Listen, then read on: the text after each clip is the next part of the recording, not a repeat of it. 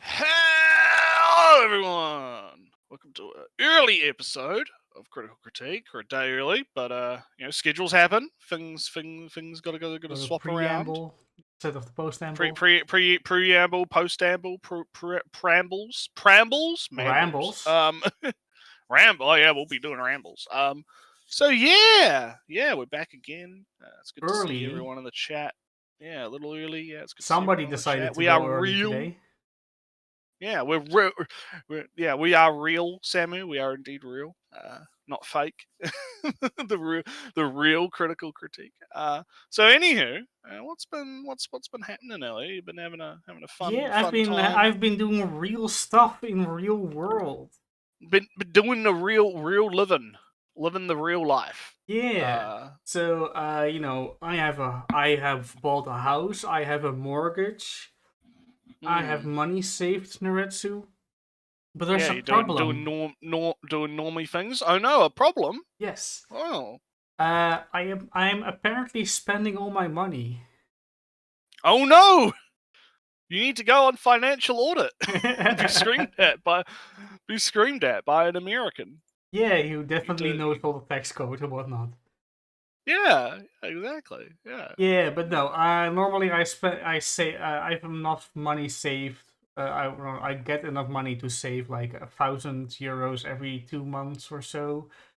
But in the last 3-4 months, I saved zero money. I apparently spent $0.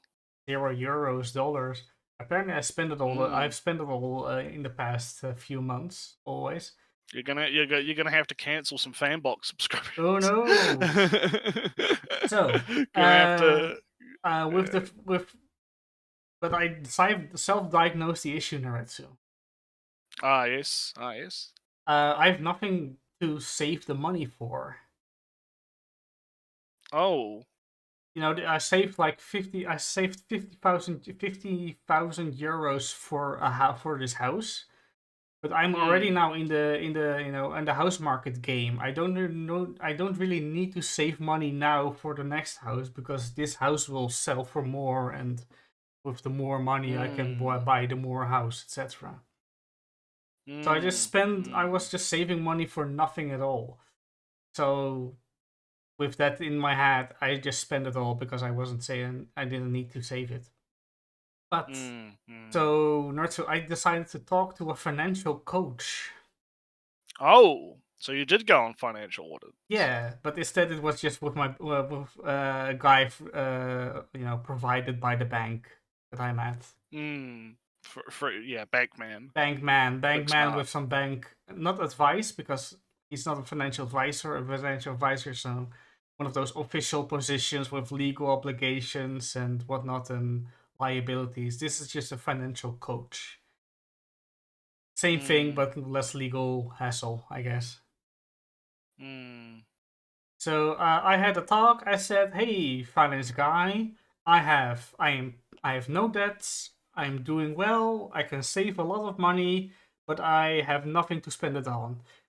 What should I do?" And well, he said, "Well, I see you have like 20,000 euros saved up. You say to me that you want at least 10,000 euros saved for whatever. All right, that's good. So you still have 10,000 euros that you can do whatever with. What should I? He told me what I should do. I should start an investment thing." Yes. Time to get on that investment train. Yeah. So on advice or on coaching from him, I have now a investment account. Yes. Now language, language terms, whatever. Yeah. But Bitcoin Eliark is real. You're gonna invest it all into some Bitcoin. I heard Bitcoin's back on the rise, though. I heard it's at its highest point in a while. My Bitcoin arc is already was in the past long ago. It's doing pretty good, Ellie. It's doing pretty good. You might want to get on it now before it crashes. Might want to make some money on the old Bitcoin arena. I have investment account. I have thrown 5,000 euros into it, and in one day, I have already earned 30 euros. Hey, And if I stonks, keep stonks. the stonks I go can up. send you. I can send you my GFL meme that I used on the GFL stream for that. Hang on, I'll send you my stonks meme. Where is it? And if I just put in like 200 euros a month in this and just keep it in there for 30 years, at the end I should have like 100,000 euros. 100,000 Nice. Yeah. euros at the average. If it goes badly, I have 50,000 euros. If it goes well, very well, I have 200,000 euros to spend at the end of 30 years. So Sounds pretty good. Sounds oh, pretty good. but still, no, so I have that's like half of the extra money I have. What are you gonna? What are you gonna have to spend the other half on? I don't know, hookers and blow. I guess. No, I have a Fucking. mortgage, and you can put extra money towards the mortgage. Mm, mm, So and if you do that, you can lower your monthly payment, your monthly mortgage payment. mm, So I'm going to mm. put 5,000 euros towards the mortgage, and I have to that lowers my mortgage for like 25 euros less per month. Nice, nice. So Well, that's good. if I every month I will set aside some money, I'll throw some money extra in the investment thing, and I'll save some money. And when I have like 1,000 euros, I'll throw it into the mortgage. What's a fifth of 25? I don't know. Something Five. like Five. that. It's Yeah. five. Math on Mm, stream. It's 5. So every 2 months, I can lower the mortgage for like 5 euros a month. mm. And with this 25 euros less money going to the mortgage every month, it already pays for every fanbox payment that I have. Yay!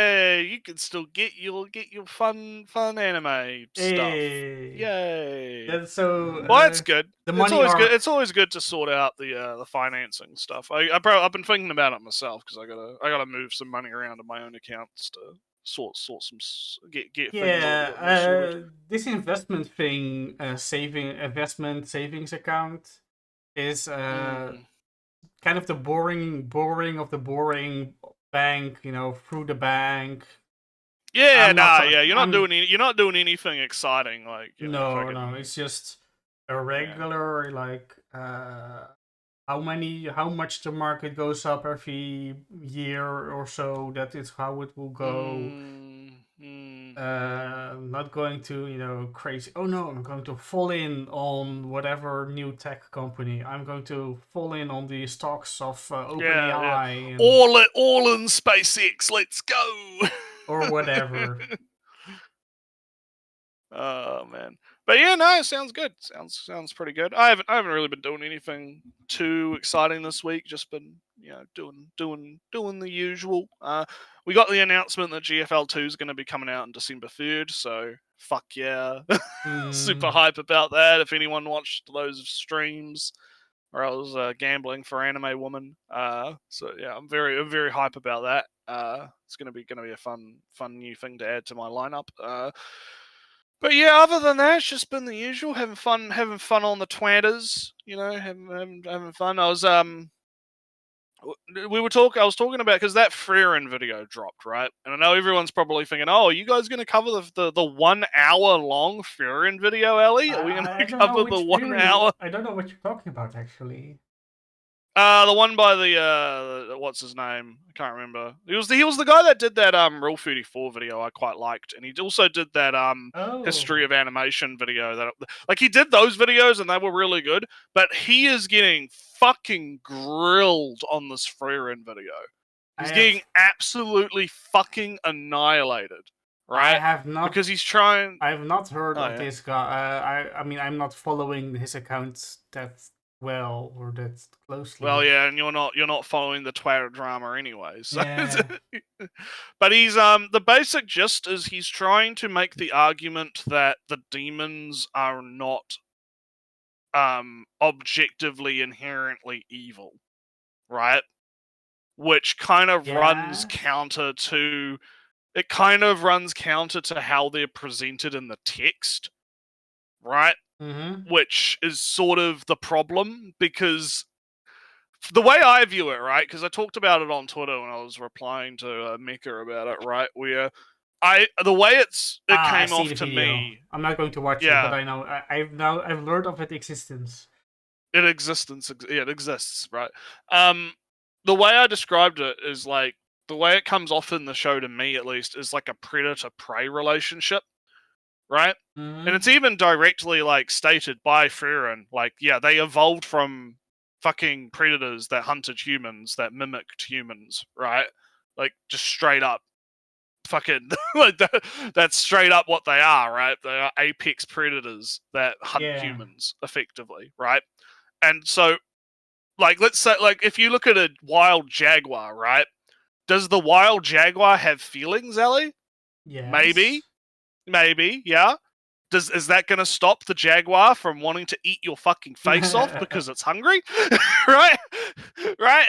Because, I haven't watched the video yet, and I don't particularly want to spend an hour watching the video, so I'm not going to critique the video per se, but I will critique kind of this idea that the demons in Frieren are like, because it's an issue of like moral nuance, I guess, Mm. right? Like, are the demons presented in a morally nuanced way where it's like, oh, the demons are actually, just like us, but they're, they just want to survive. They just want to do their own things, right? Like, they're not evil, right? They're not objectively, there's nuance, Ellie, right? Even though it's like shown in the like, I very much remember the scene where, like, the demons are talking in the room and they're like, hey, what the fuck is a family? Yeah.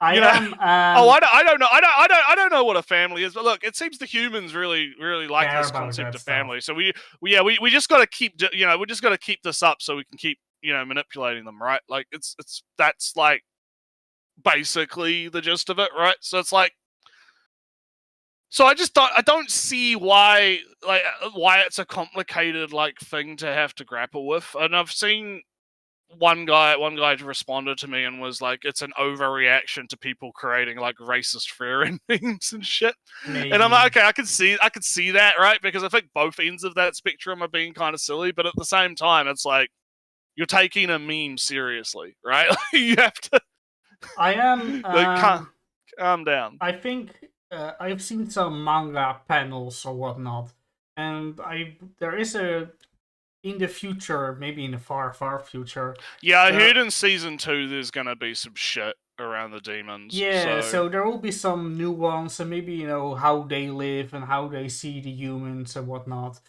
Maybe apparent just from the show itself, right? Demons had magic for a very long time, and humans didn't. mm, So during the time where demons had magic and humans didn't, the demons could maybe have just conquered the entire world, but didn't for some mm. reason. Maybe because humans were the Oh, threats and didn't care well, for I, them. I guess I guess we're just gonna have to find out when it comes out, right? Like, Yeah, or but if you wanted to read ahead, yeah. but maybe just to finish the thought, maybe the only reason why demons attack humans is because humans became a threat to demons, and the demons But like I retaliated. said, I don't know. Like, we can only really go off what the text has now, right, and what the Yeah. text will have later, right? And that's why I'm saying, like, the way they're presented in the show now, right, or in the work now, doesn't really lend itself to this idea that there is some like Farron is wrong, right? Because that's kind of what the guy's saying, is like, Farron is wrong about the demons. They're not all evil manipulation, wanting to hunt and kill humans, you know, they're just like us, for real, right? Right? Um, and I think that's just kind of the problem, right? It runs counter to the text, and so he's running into a lot of pushback from people that are like, "What the fuck are you talking about? It doesn't, like, that's not how it." Yeah, I That's see. not that's not how it shows the demons. What do you mean? They're not. I just from what the anime has shown, right? I see enough gaps where you can still have sympathetic demons pop up, or a Well, society or I reason. don't know. I don't know. I'm not sure. I get. I can Yeah, see I the think. I can see the gaps because all the demons that we kind of have in the story are frontline soldiers, for example. Well, there was the flashback to the child in the village and the that there, and they let the child live in the village, and then the child ended up murdering the other kids and whatnot. So Yeah, there was that. There was that. So that's why I'm saying it's kind of like. yeah, but even that wasn't done out of malice. That was kind of done out of a gross misunderstanding of what was important and what wasn't. But it's still again the demons Yeah, don't but understand humans and yeah, the human so it's a bit maybe it's a it's bit all if right it's a for bit you. if I mean, it's very different and far more or less caring for life in that flashback of the child's demon. But that demon, I think it does come to, like I do think that there is some political angle though, right, in terms of you've probably seen the meme studies about leftists identifying with the other more than they identify with the in group and whatnot. I'm wondering if vaguely, there's a I've little bit of that. I believe there might be a little bit of that going on, which is a bit of a thing. It's a bit of a meme, but it is something that seems to be happening quite a lot. Because it's like, oh, why are you identifying with the evil demons, right? Like, why do that, right? it's And of course, it's interesting, I like I guess. said, if the show continues, right, Mm-hmm. and then later on we get introduced to some more sympathetic demons that are not all, oh, I want to hunt and kill and manipulate and lie to all the humans, right? Maybe we can like have a more nuanced discussion about it. But I think it's a bit too early is the problem for him to kind of present that Yeah, but argument, all and right, that's why he's getting fucking annihilated. we're kind of talking about about manga, the manga we haven't read, or the shows that is. Exactly. Yeah, like we have to either read the manga or we have to wait for the second season to come out because I heard the second season has some shit around the demons. So, but yeah, that was Probably. the Twitter drama of the week. Basically, was just people being silly around Freeran, I guess, because this guy brought out his video. But it was funny because he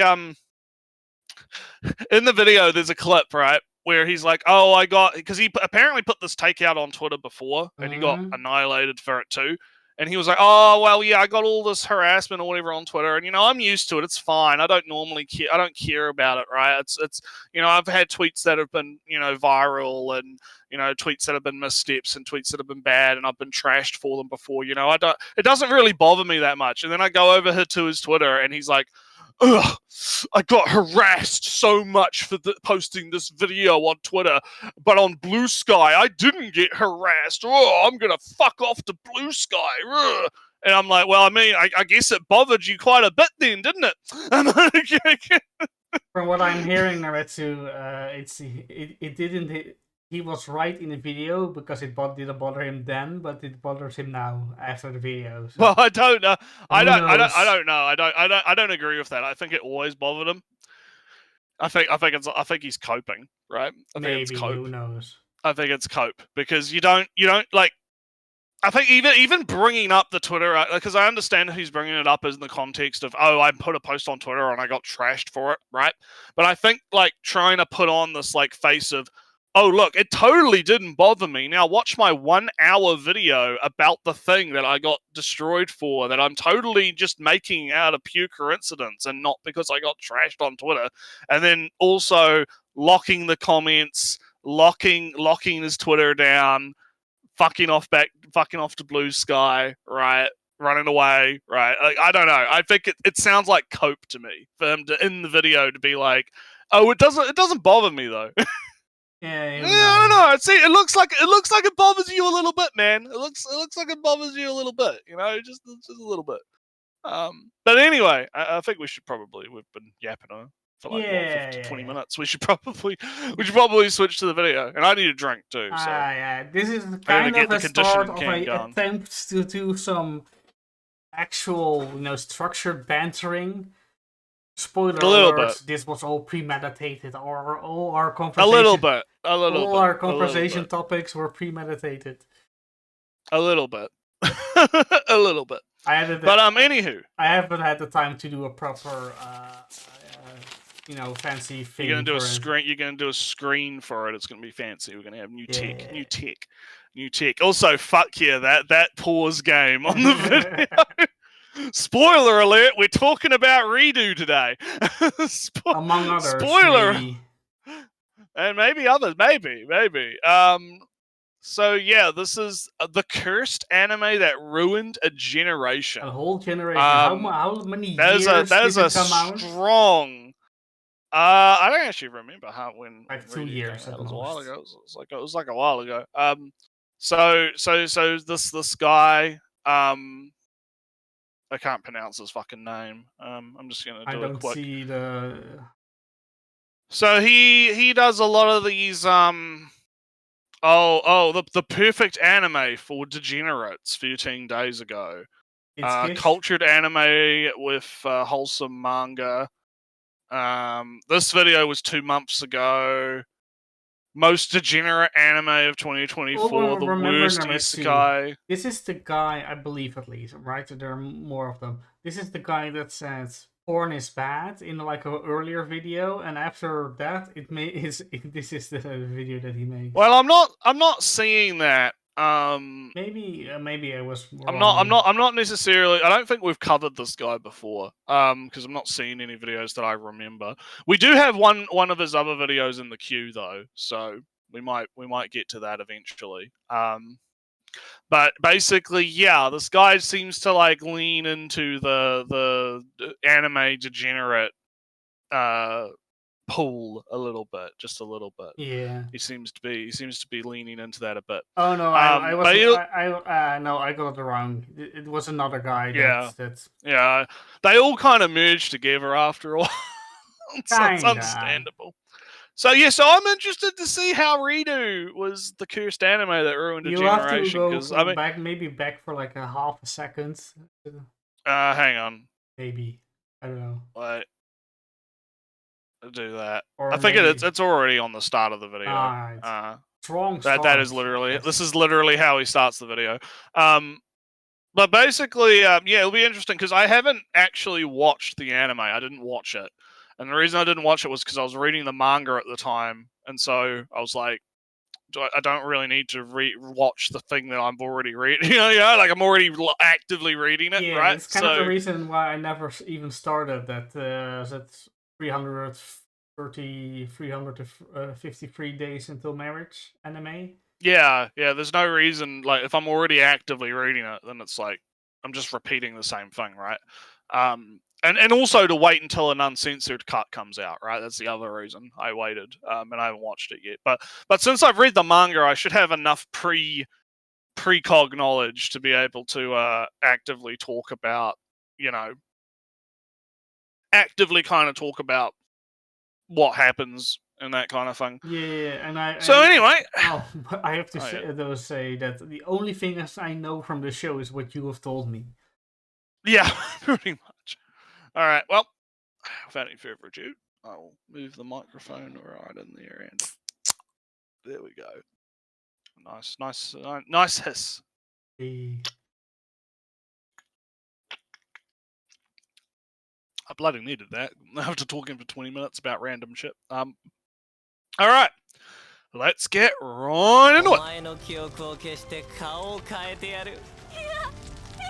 If you think that is bad, you don't even want to know what happens later. Redo of Healer disrupted the anime world in 2021. The community...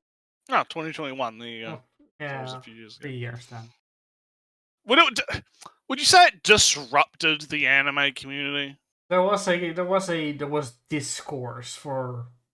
There was some discourse, yeah. There was a lot of discourse, particularly around the fact the author made the claim that a higher percentage of readership and viewership was women. Tempire on Twitter has been trying to like kind of fight that a little bit, because I will admit like the sourcing on that is a little bit like it's the same reason that I was yelling at Explanation Point. We haven't actually seen the data on that. it's just the author kind of saying that that's something that he's seen, right? And while I do trust the author, right, I don't think he's lying, right? It's one of them things where I don't think people should necessarily just be tossing that around as some kind of like, ha, women like torture and rape, ha ha ha ha, right? Kind of gotcha, right? Yeah. There's other studies you can use for that, is what I'm saying. There's other studies you can use for that kind of gotcha. You don't have to rely on the author source, right? You guys can use other things. But anywho, let's go. He took to arms, calling it the most disturbing anime of all. Look, these totally real tweets, guys. These totally real. Totally real. I mean, all right. So, serious talk for 1 second. Serious talk. 1 second, right? Showing tweets can be useful sometimes.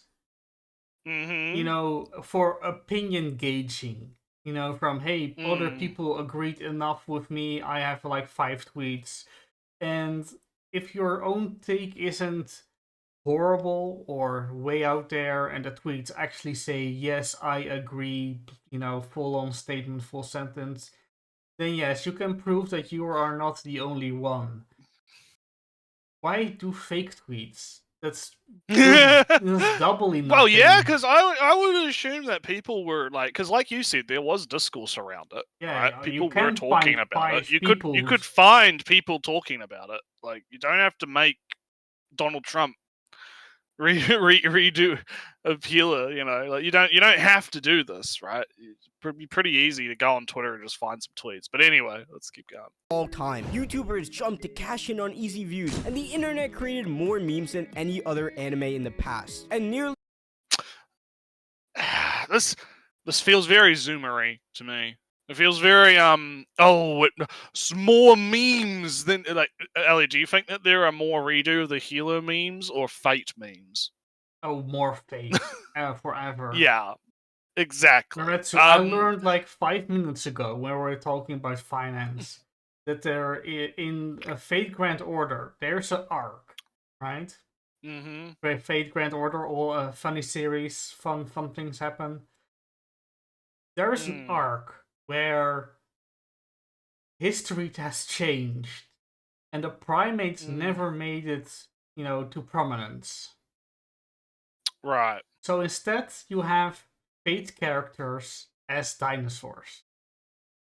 That sounds great. Actually, that's fucking great. Let me. I can find one. I'll send to you one. To you. You can put it up. Put it in the meme space. We can put it in the meme space. The meme space. While you do that, I'll just say, yeah. Like, I honestly don't see a lot of redo of a healer memes that much. People don't really talk about it at all. Really. Like, I mean, to be fair, like, this video was what, a couple of months ago, so it's, you know, I'm not. Even like a couple of months ago, like, I don't think people really talk about redo that often these days. Yeah, it had its time in the sun. It had its time in the sun. People were like, haha, hot poker, right? Ha ha ha ha, right? But I don't really think. All right, so the one I show is relatively normal. This one is Shiki. You know Shiki, right? Yeah. He wears glasses. Hang on, let me. I have to go to your dumb Twitter things. Oh, I see. They're all dinosaurs. That's great. That's funny. You'll have to put one of those in the. Yeah, let me do it on the. But yeah, no. So redo definitely like had its time in the sun, definitely. But I wouldn't necessarily like. This is like a Zoomer kind of thing where they hype everything up to the extreme, right? Like, it had the most memes of any anime ever made. Oh, I'm like, oh my god, fucking calm down, kiddo.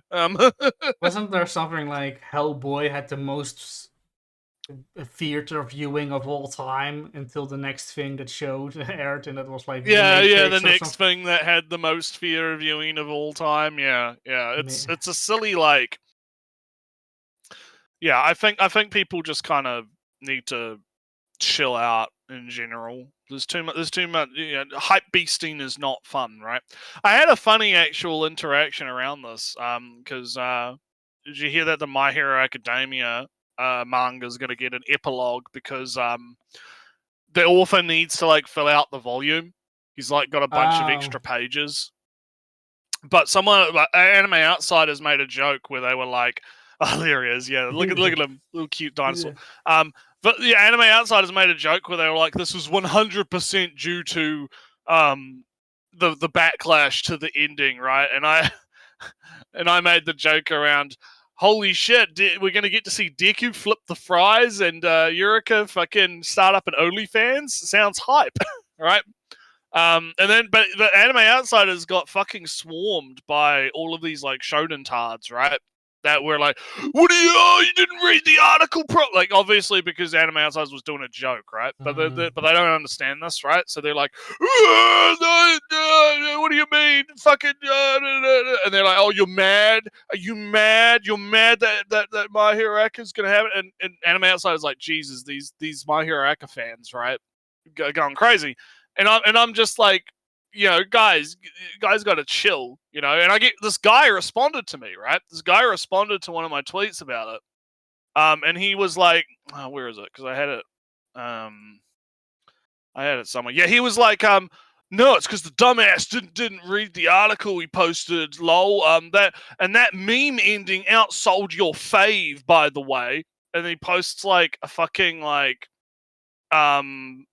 chart of like top selling mangas weekly sales with My Hero Academia on the top, and I'm sitting here like, what the fuck does he think my fave is? Like, what?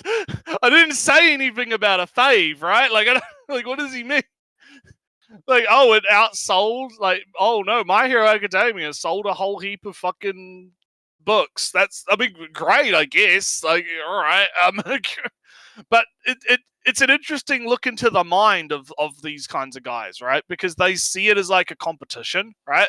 Like it's a team sport almost, right? Like, oh yeah, my manga outsold your manga. We won, yeah. Fuck you. I am Chainsaw Mid, fucking My Hero Academia, fly flippers, right? Like it's so fucking weird to me.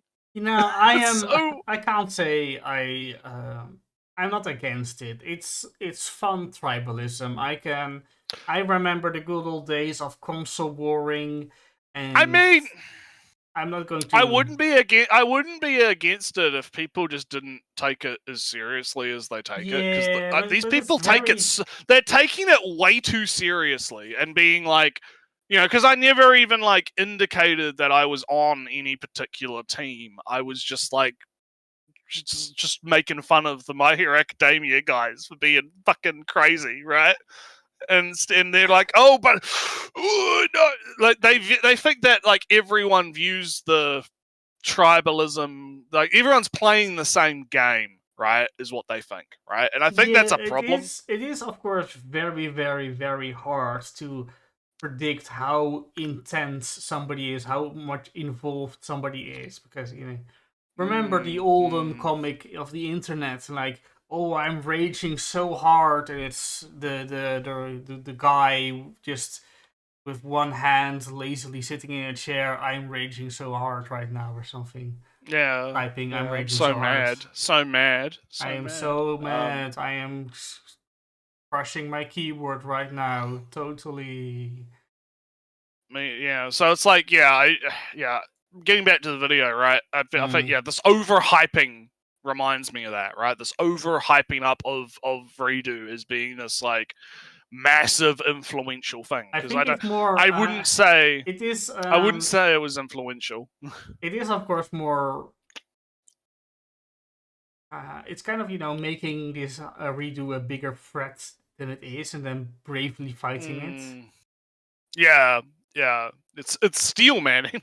Steel Manning Redo. Isn't this? I guess it's more like mountains out of molehills. It's not really steel. Yeah, something like that. Yeah. But anyway, let's keep going. Only 4 years later, it's time to figure out how the most infamous anime of all time created a fan base more devout than the My Hero Academia defenders. Yeah, see, he's doing it. He's doing it right now. Like, he's doing this team sports stuff. He's like, oh yeah, the Redo fan base is better than the My Academia fan base, right? Yeah. He's doing the thing I was just describing, where it's like it's become a team sport, right? He's pitting the two teams against each other, right? It's like, And what he's the a fuck neutral are you on about? middleman or something. Yeah, oh bullshit, bullshit. Oh man, but anyway. With many season 2, so let's see if it's really as bad or as great as they all say. Also, yeah, read it. Yeah. Read it. I mean, So this is a kind of a use of Reddit, use of random people on the internet that I kind of approve of, because Yeah, that one was fine. Yeah, because he didn't fake the tweets. He just it's like, found alright, random. here is somebody who says it's bad. Here is somebody who says it's good. Now we can have something of a conversation what I think about it. You know, it's yeah. It's not saying that everybody agrees with me. Look, I found this one tweet. Look, Donald Trump fucking tweeted about. Yeah. I agree. Never heard of Redo of Healer or haven't watched it in a while? Yes, I said in a while because this has to be one of the most rewatched anime of all time. But here's the setup. Wait. Fact check claim. Oh, fact check. because Fact it check. has sexy scenes, therefore it's rewatch those scenes again. You're gonna. I don't think anyone's like rewatching Redo for the sex scenes. I don't think that's really happening.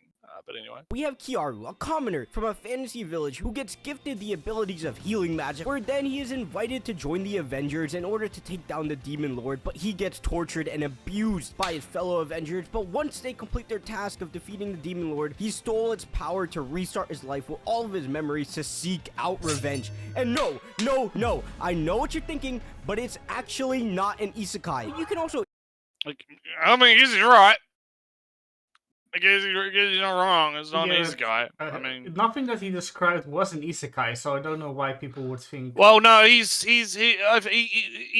basically doing the mother's basement thing of, oh, I'm going to describe what happens in the show. Oh and, yeah, but know, he's doing that, and now he has to do because Redo being mistaken for an isekai is a meme, so he's putting it in as a meme, right? I mean, I guess. Yeah, because people mistake it as an isekai because they think because people use isekai to as a standard for trash, right? So just calling Redo trash. Power fantasy setting.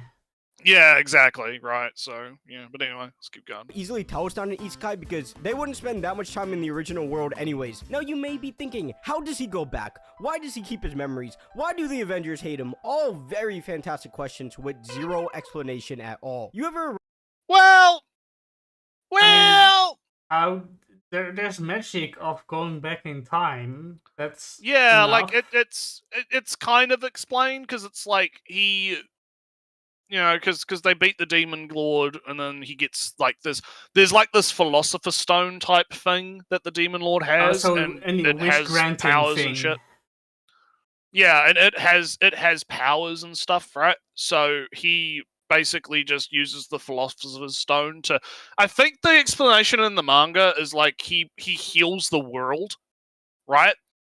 He uses the power of the Philosopher's Stone to heal the world, and that resets the timeline or something like that. I mean, that's what I might be wrong, but that's what I vaguely remember. Right? It's in the end, it's magic, and it's a way to get your story going. But yeah, I'm just thinking, and also not if. Oh, sorry, I'll leave. No, I'm just thinking, seriously, going into the scientific theory, is he reversing empathy? Is he reversing? I don't. Yeah, but this is I was gonna say not everything needs an explanation. This is another Zoomer thing, right? Where everything needs to be explained to them. They can't have because he mentions, oh, why do the Avengers well, they're not Avengers, but his team, right? Yeah. Why is his team abusing on him? Well, I don't recall if there is an explanation in the manga, but the general gist is they're just fucking bad people. They exist. They're literally and they exist, right? Like there's like because like the princess girl is like a bitch. One of them is like a sadist. Another one, like the cannon guy, the cannon hero or the gun hero or whatever. He's literally just a fucking like pedo, right? He's literally a fucking pedo. Fucking like it's literally like they're just bad fucking people, right? Yeah, I have. And what I believe they do is like they get him hooked on this drug and they enslave him because they treat him like a fucking heal slave, right?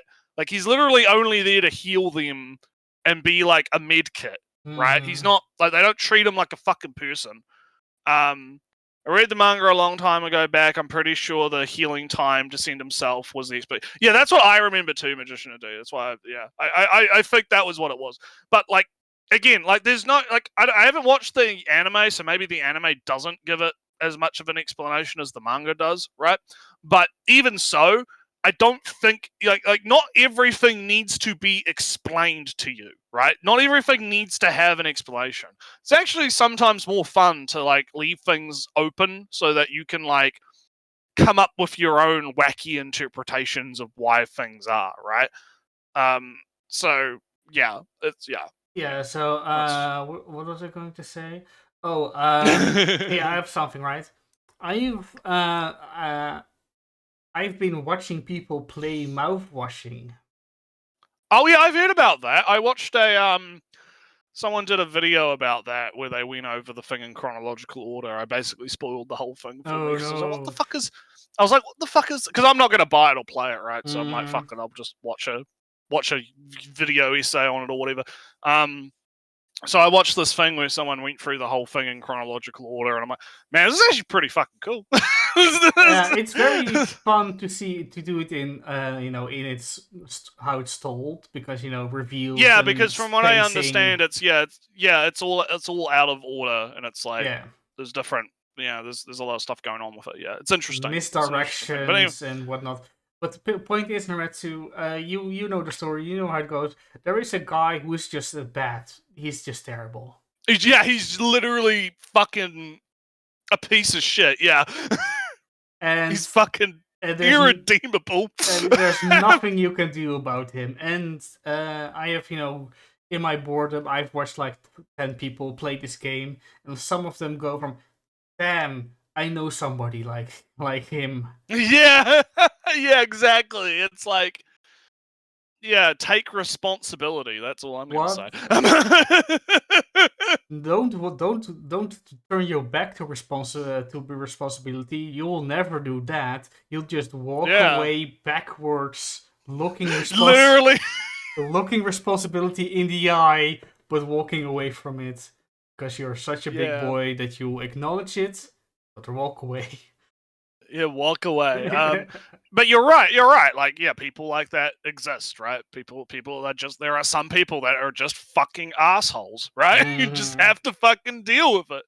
So it doesn't really need an explanation in Redo, right? Like, why is the princess such a cunt, right? Well, because she's entitled and believes that she's special and deserves the treatment and whatnot. And exactly. I'm getting slightly bothered by the use of AI. A lot of AI in this video. A little bit. But let's keep going. Write an argumentative essay in school on like fucking avocados, and you're like, avocados are bad, and your teacher's like, why? And you're like, avocados make people sad. She's like, why? Avocados make people cry. Why? Yeah, this guy has to be a Zoomer. There's no fucking way. There's no way. There's no fucking way this guy is not like a 14-year-old or some shit. Because holy shit, what am I watching right now? He sounds a lot older though. That's gonna. Well, mentally he's a fucking Zoomer. Because what is this shit? What is this, right? And this isn't even like what's happening in Redo, right? It's not like, oh, why is this like this? Why? The teacher keeps asking why. It's like that. Yeah, but you're not a fucking teacher, and Redo of a Healer is not a fucking essay, right? No, it's a fucking story. It's not a fucking essay. Like, what do you want about? I mean, I don't think I said it on stream, Naretsu, but I've been writing a story and it's hard. And I'm not. Yeah, it's hard. Yeah, I'm not. I've written a story with some renting super sucks. I hate renting. Was in the back of my mind. And when I was renting, I also was DMing with, and there is a housing shortage, and everybody owns the house. They're landowners, landlords, and they all suck. Because that's what you do when you're when you rent. So yeah, you get political with messages in your story, but now I'm writing something and it's none of that. Right. All right, let's go on. Read off healer is exactly why your teacher has done that, because whatever line you write or character you write in needs to be done with actual purpose. But what happens next? Okay, but what is he talking about? He's now back in time. He's going to plot explain the next episode 2, I guess. I don't want to repeat myself, but he is actually like hitting all the tick boxes for Zoomoid brain rot, because another one is like they have to, like, everything has to have a purpose for the plot, right? This is something I've seen a lot, especially when arguing about like fan service and stuff, right? Because that they have this like hang up around, you have to, like, if something is in a story, it has to exist for the purpose of furthering the plot forward, right? So when he's saying stuff, like, to go back a little bit, right? To like, go back to like back before this one here. All right, if I go back to here. Avocados make people cry. Why? Read off healer is exactly why your teacher has done that, because whatever line you write or character you write in needs to be done with actual purpose. But what happens next? Yeah, so it has to be done with actual purpose, right? So if you had, right, a scene in the book, right? Let's say you're telling a story and you're having like, there's some downtime in the story, right? And you just have like, oh, the main character and the party go to the tavern and they hang out and they talk with people and they have drinks, and then they go, maybe they'll do like a little side quest or whatever. Doesn't actually further the plot, right? It doesn't actually have a purpose, right? In terms of, the storyline, but it gives you insight into the characters, right? Like, maybe you have one guy who's like really shy and he's having trouble with all the hot women around him in the tavern, and he's acting like a little shy guy, but that makes him more attractive to the girls, so they're all swarming around him even though he's shy, right? Maybe you have one guy who's super strong and he's like doing arm wrestling with the buff dudes in the tavern, right? And that gives you, and again, all these little things don't actually have a purpose per se in the story, right? But they do give the viewer insight into what's happening. So to turn this to redo, right? The question of like, okay, well, why are all of these party members just fucking assholes, right? Well, okay, maybe then them being assholes isn't like furthering the plot forward, but it does give you insight into, right, how are they assholes? Why does the redo man have such a hatred of these characters, right? Why is he so hell-bent on revenge? He literally turns back time to go back and get revenge on them, right? What did they do to him? What did they do to him that was so heinous, right? And so it shows you that, right? It shows you, they enslaved him and turned him into a fucking drug dealer, right? A druggie, right? They turned him into a fucking druggie and raped him. Literally raped him, right? So to say that doesn't further the plot is absolutely fucking asinine. So, Naretsu, I have examples, right? I would say that there's actually not a lot of... No, I watched it like a couple of times now. In mouth watching, as an example, right? There's no wasted lines in mouth watching. I don't think you can, cut many lines and keep the same story. It's all very efficient over there. But Naretsu, Cheeky is a dinosaur. Exactly. Yeah. And Magician of D does make a fair point, right? Like, the advice isn't necessarily wrong, Like, the issue isn't that the advice that he's saying is wrong, it's that he's misunderstanding the advice, right? And a lot of Zoomers do this. They misunderstand that just because something doesn't appear to further the plot or have a purpose doesn't mean that it actually doesn't have a purpose, right? That's kind of what I'm getting at. Like, the purpose of the tavern sidetrack is to give you characterization of the characters, right? In my example, right? And then in Redo's example, it is to show you, yeah, these people are fucking evil, right? Literal fucking evil people. And that's why he's doing the things that he's doing. That is his driving motivation, is to get revenge on these evil people, right? But for some reason, the Zoomoid here doesn't seem to understand that on a fundamental level. And I just find that very weird. I find it very, very, very weird. But yeah, anyhow. No, there's times where you have fun stories for maybe even just the author's enjoyment of writing it. And sometimes you have fight stories with lines, with no wasted lines or whatnot. And, yeah, it's not a good versus bad thing. It's not, one's better than the other. It's, different. Yeah, exactly. Anyway, let's continue. It isn't too controversial. It may be written worse than My Hero Academia, but for it to be touted as the most infamous anime of all time, it's not that level bad yet, because now we have reached the most infamous anime episode of all time. You edgelords know exactly what this is, and jokes aside, if you're someone who is sensitive, I think is still kind of on top. School Days is legendary. Yeah. Nice boat, right? Nice boat. Well, even just oh, she's lying. There's nothing there. Yeah.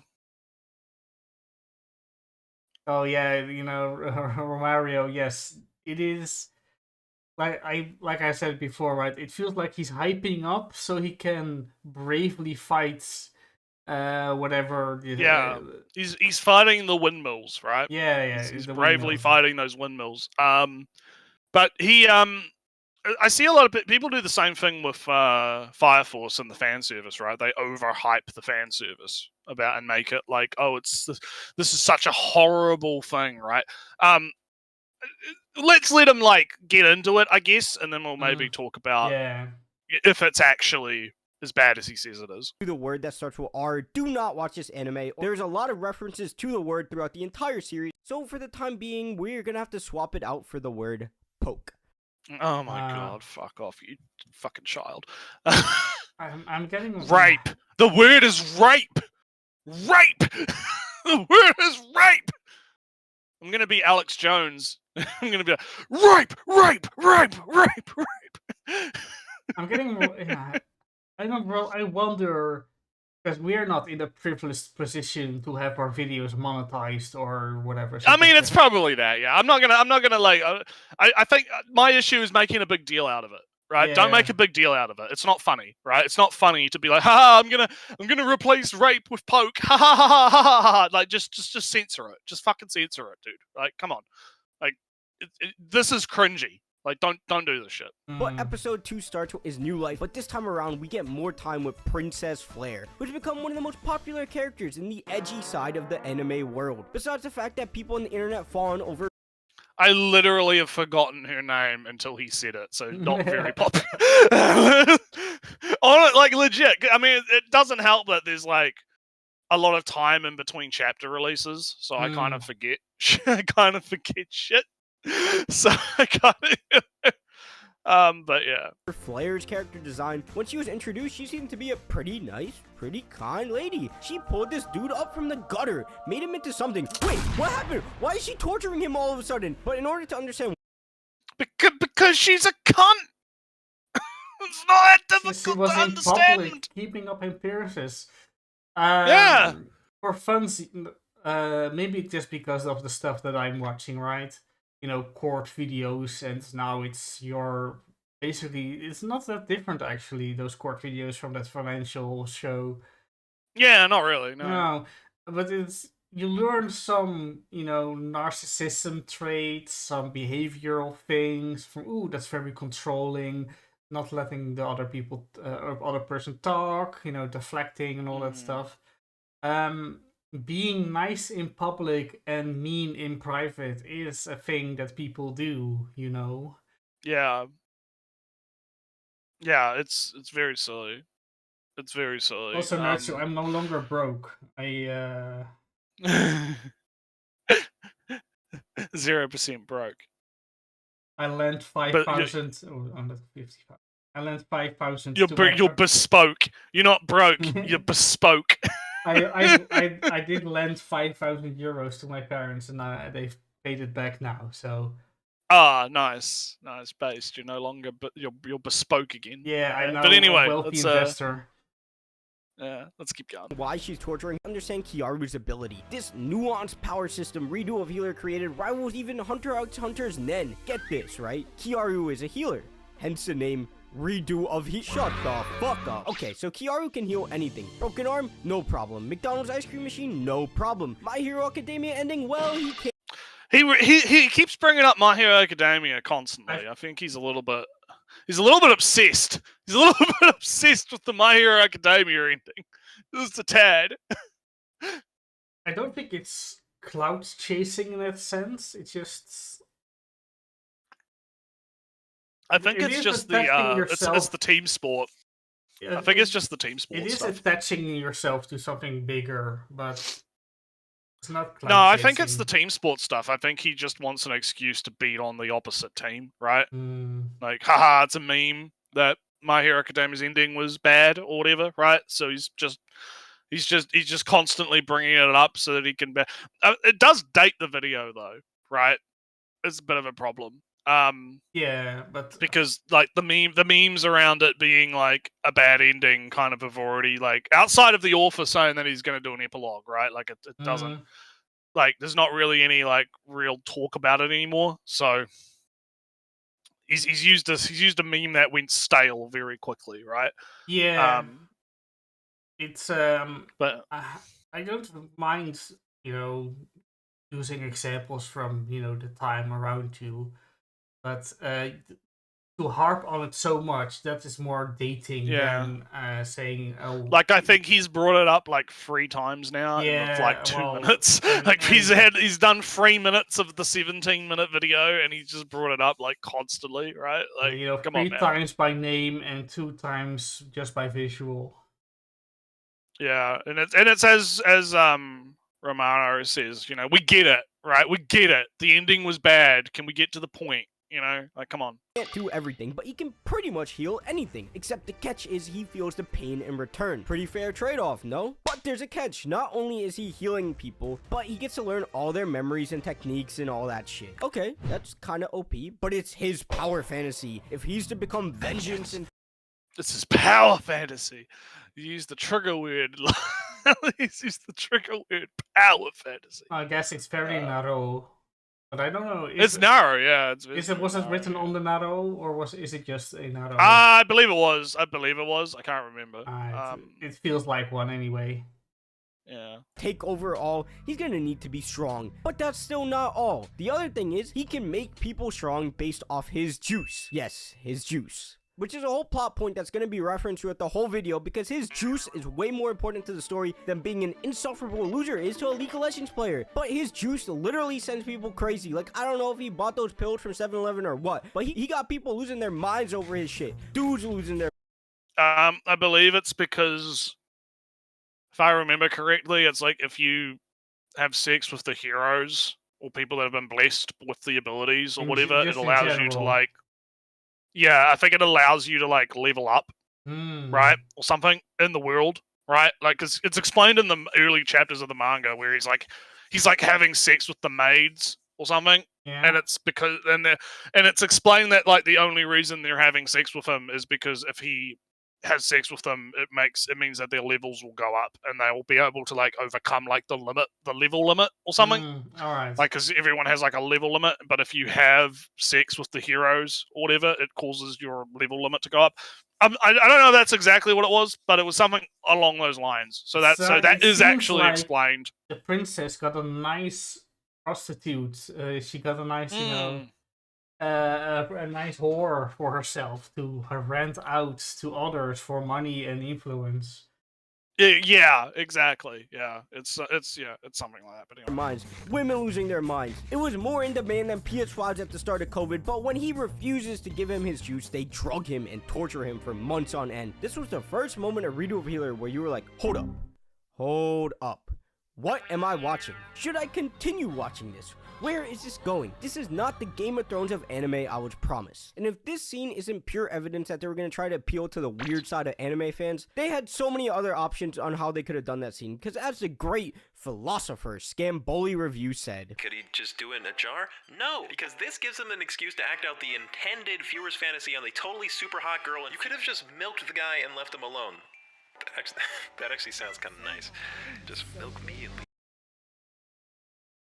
What the fuck are we watching? A video. He's in like, a he's video. like we're watching a video within a video.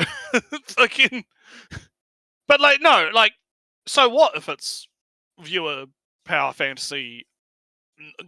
Dumb explain. He was literally complaining about how stuff doesn't have an explanation, and then when it does get an explanation, he's like, "Well, that's a bad explanation, so fuck you. It's power fantasy bullshit." Right? Like, make up your fucking mind. Do you want to have an explanation or not? What the fuck? But yeah, it's like, yeah, my response to this is basically, yeah, so what? Like, so fucking what? Who gives a shit? Why do you give a shit? You know? Yeah, I'm not sure what. Alright, so critical critique, my time to nitpick or something. Why is he showing this entire part of the? I feel it's almost Scamboli. over. Yeah, Scamboli. Yeah. I know. I maybe if I'm subscribed to him. At least this channel is. What does this add other than I agree? Could you then set it yourself or? Yeah. Why are you like literally ripping another dude's video wholesale? Ironic for us to say, but memes aside, it's a fair critique in this case because why can't you just make the same point yourself, right? Like he already has or somewhat. So yeah, he already has. Yeah, exactly. But anywho, let's keep going. but not all can be that wise, but I hear you can reach another level of wisdom and enlightenment if you leave a like and subscribe. But if you thought that's bad, what makes it... Wait a minute. Yeah, immersity. You can reach another level of wisdom and enlightenment if you leave a like and... Just leaves the watermark in there. Almost feels like she's had her hands reversed or something. I don't know. It looks alright. It looks alright to me. I'm not gonna be too hard on it, but I just love the watermark more. Like you gotta have the immersity AI. Fucking yeah. subscribe. But if you thought that's bad, what makes it even worse is how Kiaru beats his drugs. So with the knowledge of his past life, he knew he was going to be impaired before arriving, so he took some shrooms beforehand to build his tolerance, and he took a lot and grinded these drugs like he was going to the fucking Olympics for taking drugs every single day. Who's going to carry the boats? I'm gonna... Oh, hey, Necro showed up. Hi, random Necro. I just started watching this video, and I want I want to Kermit suiciding. Yeah. Too right, Necro. Too right. I'm sorry for fucking subjecting you all to this nonsense. But yeah, no, this is explained in the show. It's he eats a shitload of mushrooms. He builds up his tolerance to poisons, and then the toxins don't affect him as much. Yeah. He's just explaining what happens in the show, and like I've kind of nailed what this guy's format is. It's like he'll talk about what happens in the show, and then he'll do like some memes, and then he'll go back to talking. Joke, and then hang on the joke for a while. Yeah, it's very standard shit. To carry the boats, and he became the junkie of all junkies, and his body became one with narcotics, and that paired with his healing ability allowed him to overcome the drugs he was given and eventually break free. And oh yeah, if you're wondering how he beats up everyone after getting free, he collected every ability like the fucking Infinity Gauntlet, because while they were taking his juice, he was copying everything, and he can do whatever he wants at this point, so gets in a room with Flare. And this is where things cross the line. In this scene, he brutally tortured Flare, and it's really disturbing. And there's a lot of gruesome details like Wait, 1 threatening to second. stick a flame. Did he say it is really deserving? No, I think he meant to say disturbing. Oh, disturbing. Yeah, but like, again, I mean, in context, right? Like, I think it's interesting because do you think if the genders were reversed, right? Do you think people would have so much of a problem with it? Because I don't think they would, right? I think the only reason people get kind of weepy about this is because it's happening to a chick. Like, I'll be real, because that's my intuition. What do you think? I mean, there is a difference. Can't deny that. Yeah, because I feel like if it was Redo was a chick, right? Like Redo's a chick, and all of the same stuff happens, right? Like the hot poker, the breaking of the fingers, the rape, right? You know, maybe she uses a strap on or something, or uses healing magic to grow a dick. I don't fucking know, right? Just bear with the example for a minute, right? Like if it was all the raping him up the ass, right? Like if it was all the same shit but genders reversed, I do think there would be a double standard. I do think that there would be, like, people would be like, yeah, you slay queen. He raped you in the past life. He turned you into a drug addict and used you as a prostitute and, you know, whored you out to all the fucking people to raise their levels and did all of this heinous shit to you, right? That was fucking horrible, right? Yeah, I do think that there would be a double standard here with this, and I obviously don't like that, right? And I'm of the mind that it shouldn't matter, right? And I also do think that what happens to her is, you know, justified given the context, at least in Redo's mind. Like, it's not like it's morally correct, right? No, it For him wouldn't to be do what he's morally doing. correct either way. But, you know, there is a... Yeah, it wouldn't be morally correct either way. But what I'm saying is, like, in the context of the actual story, his actions make sense, right? Like, he's not being illogical here, right? He's getting revenge on someone that, you know, treated him like shit for... I mean, we don't know how long the journey that they were on was in his past life. Could have been years. You know, kind of the moral quandary of punishing her for things she has not done yet.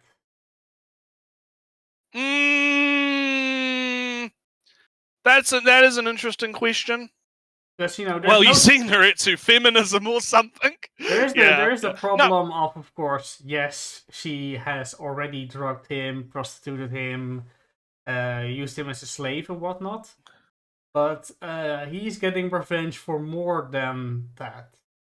So I can understand that being an issue, but I think in the context of his motivations and his mind, I don't think it's necessarily a problem, because he's obviously not thinking about it like that, right? No. Like he all he knows is he remembers this happened to me. You did this to me. I'm going to get my revenge on you. I don't care if you haven't done it yet. I'm not going to let you do it again, right?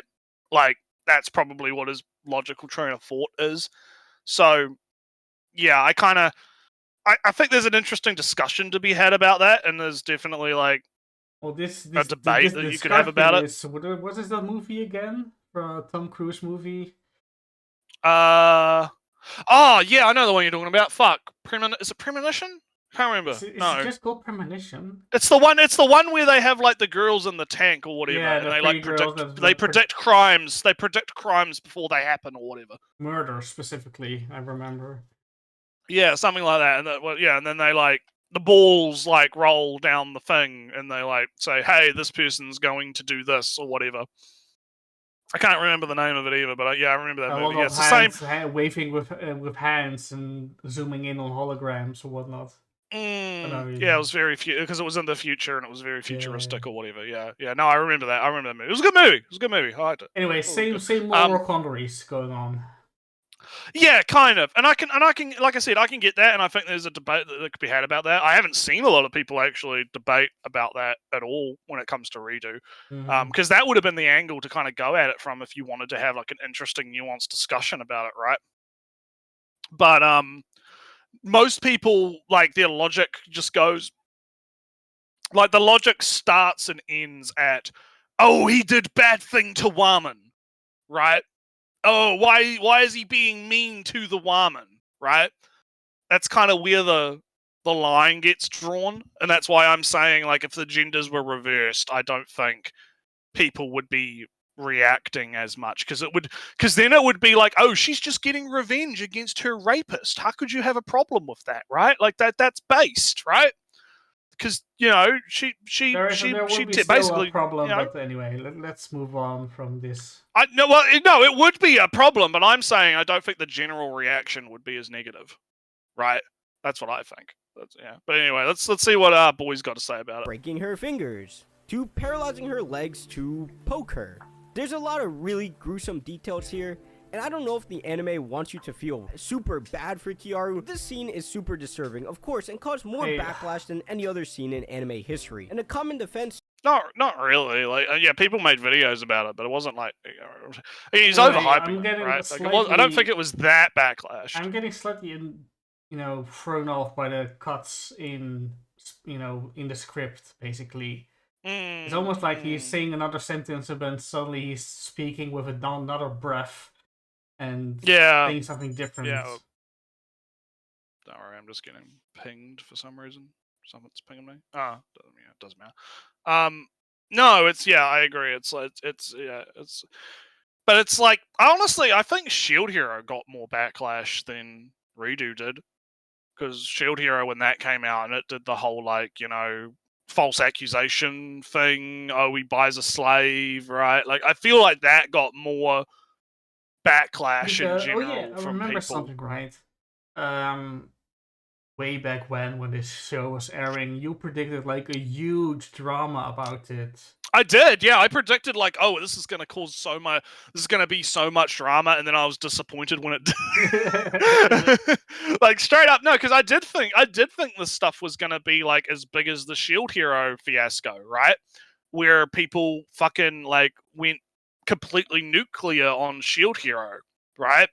And to this day, like, go completely nuclear on Shield Hero because it was at, like, the height of believe all women would never lie, right? But the reason about why I stuff think that the redo got less is because people were hyping up the controversy beforehand.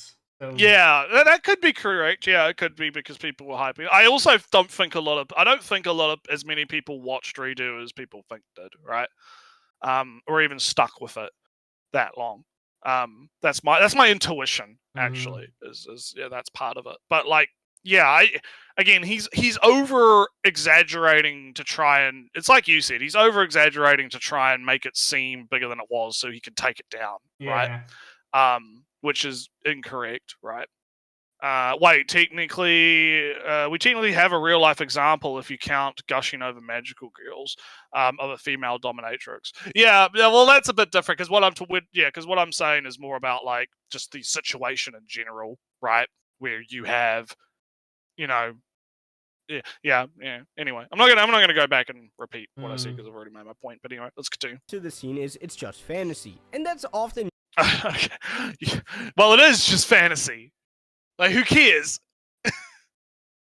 when fucking, incest happens in Game of Thrones, do you get fucking weepy about it? No, you don't.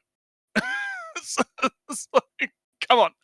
All right, now I paused a bit too early. Let's let him. I'll let him cook. Used to defend H anime, and that whole side of Twitter will pop out of their caves to jump into those conversations, and sometimes they have a point, especially of H anime, depending, of course, on what you're talking about them defending. But this was an anime that was accessible to basically anyone on most normal anime viewing sites, both legal and RIP to them, boys. Y'all were legends. Okay, so this is an argument that I've seen before. I think Explanation Point actually brought that up in the problematic media thing, where he was like, remember, I made a clip about it where he's like, oh, you can go on high dive and you could watch Gushing Over Magical Girl. Someone could just accidentally stumble on Gushing Over Magical Girls, right? There was, like, one case of that happening, which was Goblin Slayer on Crunchyroll, and Crunchyroll got in a bit of shit for that. Because they didn't rate Goblin Slayer correctly. So people didn't know that it had the content in it that it did, right? And I do think the argument is still kind of yeah. The solution is to read. Yeah, exactly, Samu. Right. The solution is to fucking read. So yeah, I don't actually think that this argument holds a lot of water to me, right? The idea of, oh, you just did it, some kid is just gonna magically stumble across Redo of a Healer and become traumatized because they watched Redo of a Healer. I don't believe that at all. No. I don't think that's something that actually is happening. That if it is happening, it's not happening frequently, right? Because most of these anime sites, the legal ones anyway, right, are gonna have age gates and warnings and ratings and content warnings and stuff because they've started doing that a lot more now, right? The pirate sites maybe, but I mean, if you're gonna be hunting down an anime on a pirate site, I'm going to assume that you already kind of know what the anime is to begin with, right? If you're going to be going to a pirate site to watch it, so I don't think this argument holds a lot of water. But getting back to, because he also made the point about the fantasy thing, and it's like I find it funny how he's like he has to like catch himself, right?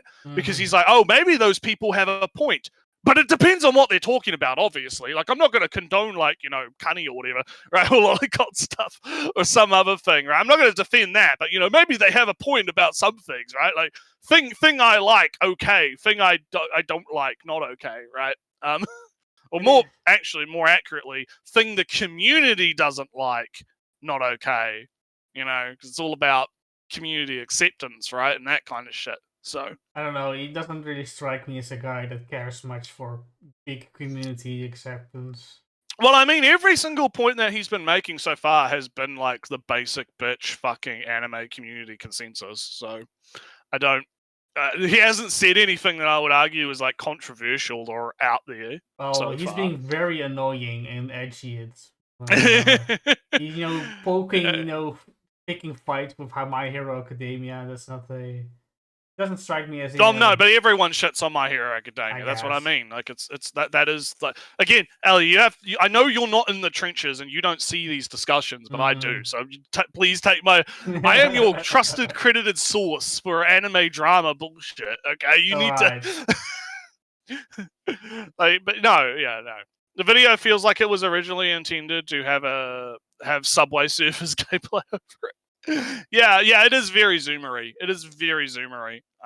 But anyway, let's keep going. You will not be forgotten, but I still never heard of those sites though. But point being, this could have easily been viewed by kids or even people who didn't know what it was going into it and didn't know it was going to be that messed up. And the other reason it being again, like I don't think that argument holds water. I just don't think that holds water. Most people knew that Redo was going to be Redo, right? People were memeing about it. Like, I mean, it's like you said, I was hyping it up when it was going to come out because I thought people were going to fucking lose their shit about it, right? Like, it was pretty well known that it was going to be a fucking, intense show. And I don't think people are just like, show me the mystical, magical child that stumbled upon Redo of a Healer, right? And got traumatized. Like, show me the evidence of this actually fucking happening, because I don't think it fucking happens. So do you know the movie Blue Lagoon? Yeah, I've heard of Blue Lagoon, yeah. Have you ever watched Blue Lagoon? No, I haven't. Alright. I caught in years past. Yeah, I have caught Blue Lagoon airing at like midnight. Oh. Ooh. You are up past your bedtime and you got to see them. And I saw the movie Blue Lagoon. Ooh. Oh. Are you traumatized because you Maybe. I never went to therapy or anything. I never You had to go to therapy because you. But this is what I mean, right? Like, and yeah, the think of the kids stuff is really dumb. I think the think of the kids stuff is really dumb because kids are watching like, because I remember like, I used to watch. I used to watch Bond movies a lot as a kid, right? Like James Bond. I was really into James Bond as a kid, so I was watching those. Mostly the Daniel Craig stuff because that was like the era that I was like mostly around for, right? So I would watch a lot of the Daniel Craig Bond movies, and they used to have violence and sex and all this kind of stuff, right, in it. And so I don't think the kids are gonna watch Redo and they're gonna get they're gonna stumble upon Redo and get fucking traumatized. I've one youth trauma that I actually know of. Mm-hmm. An actual repressed memory, or at least it was repressed for a very long time. It's time for therapy sessions. All right, so we have over here in the good old Netherlands of the old Zealand, we have Sinterklaas. Yeah, I know Sinterklaas. Sinterklaas, the better version of Santa Claus, knockoff Santa Claus, or OG. The based version. Yeah, the based version. So now, one day in November, around this time of year, my mother said, "Hey, son, go play downstairs for a while." And I played downstairs for a little bit, but then, Retsu, I needed to ask my mother a question. So I went upstairs. I went to the bedroom, the big room, and suddenly there were boxes of all colors in front of me. But Naretsu, there was my mother, and she said, "Close the door, go downstairs." Yeah. And then, in a shock, I closed the door and went downstairs, and I never thought of that moment again for the entire rest of the season and years afterwards. Traumatized. You traumatized. Repressed memory. My mom was angry. Funnily enough, since we're talking about Dutch Sinterklaas stuff, I also have a repressed Sinterklaas related memory, but it's a bit different. So the blackface stuff. It's not actually blackface. Yeah, it's the different. helpers of Sinterklaas. Yeah, you know what I mean, right? So, because I was back in the day when I was really young, I would go to a lot of Dutch events because culture, family, cultural stuff, and we went to like a Sinterklaas like event thing, and I was I'm being the usual little kid running around doing stuff, looking at stuff, and so I go to one of these tents, and I'm like, I peek into the tent and I put my head through the tent, and what do I see? I see them painting the face paint on the helpers. Yeah. And they're making the helpers, and I'm like, wait, what? What is going on? I thought those guys were real. Santa Claus isn't real moment, right? That kind of thing, right? Looking back on it, it was very funny, but it was like I was like, what the fuck? And they tried to like salvage the situation or whatever. Yeah, it was fun. It was funny. But no, yeah. So yeah, getting back to what's the chat saying? Yeah, since when is the average fantasy anime in modern times child appropriate? Regardless, like most I'm aware of have a degree of fancy. Yeah, exactly. Yeah, and also another point before we move on, like. Shit like Ninja Scroll exists, right? Anime used to be as violent and as gory as Redo, at least in terms of like OVAs and stuff, right? Like you could find anime that were on like VHS or whatever that were fucking way more graphic than Redo is, right? But suddenly it's like a massive problem that kids are gonna stumble upon Redo. When I've actually talked to a few like older people who have said like, they'd go to like the video rental store and their parents would like get them Ninja Scroll or something because they think that it's like a cartoon. They think it's like a cartoon for kids because, all cartoons are for kids, right? And then they get home and they're watching Ninja Scroll and it's like, it's fucking Ninja Scroll, right? So, yeah. Samuel, what is the internal disturbance? Did you get diarrhea or did you cause a problem in the kitchen? An internal disturbance of Chuck E. Cheese. Oh no. But all yeah, right, let's continue. I had a youth trauma, and like 10 years later, oh damn, I forgot that memory. It actually got repressed memories exists. Oh no! I never thought it would actually happen to me. Oh, yeah, he freaked him out. He Oh. freaked him out. Yeah, understandable. But anyway, let's continue. an anime matters so much is the fact that the level of voice acting is of a higher quality, and instead of the adult rated side of anime where it's made for someone to find pleasurable if they're into it, this was done to make the audience feel uncomfortable and genuinely feel scared for Flare, or So basically, it's bad because the voice acting is good. I don't track this. I'm not tracking this point. It's made more traumatic, I guess, and that makes the viewer uncomfortable. I guess maybe, but well, that's the thing, right? It's meant to be that, though, isn't it? It's meant to be. Yeah, he's doing like. I mean, I guess. I mean, if you're into this kind of stuff, you're going to be into it regardless. But it is meant to be. But it's being portrayed as a. Yeah, he's doing a bad thing to a bad person. Moment. Yeah, he's doing a bad thing to a bad person, right? Like it's not meant to be, happy sunshine and roses, But anyway, self-insert into. If that's what you're into and you want self-insert into Kiaru of all people, hey man, if that's your thing. Alright, if so you're I'm wondering going to what do type my of thing for 1 second. He had the Japanese voices on with subtitles playing while he was talking, and it was kind of hard to focus on what I should listen to at that moment. Yeah, you don't do that, guys. And now he's doing the classic, like, oh, if you're into it, you're into it. I'm gonna call you a fucking degenerate, evil, And, fucking disgusting drag of society. Joker. But look, listen, it's okay if that's what you're into. That's what you're into. It's okay. I'm not judging, guys. I'm not judging. I fucking just judge. Just call me the slur. Just call me a slur, right? Don't play this game where it's like, oh, I'm not trying to be offensive or whatever. Like, no, just call them degenerates. So make it clear how disgusted you are. All right, it's okay Also, to be disgusted. Somewhat related, right? Sinterklaas, the big man himself, right? The big boss.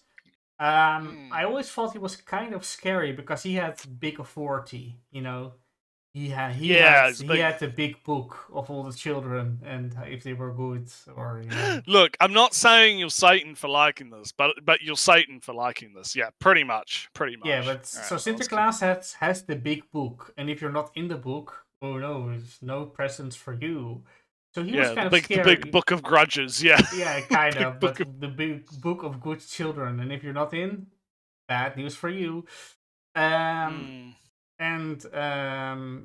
yeah, I actually like the helpers more because they were approachable most of the time. They also were spying on you all the time, but that's how it goes. How else would Sinterklaas know if you're good or not? Pretty much. But anywho, let us continue.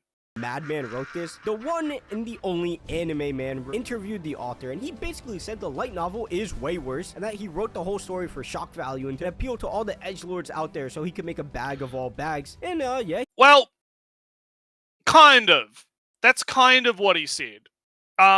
He's misinterpreting them a little bit, but the TLDR is what the author actually said was, hey, there's this trend on Naru or whatever on the site, right, of hey, people are doing all of these revenge stories, right?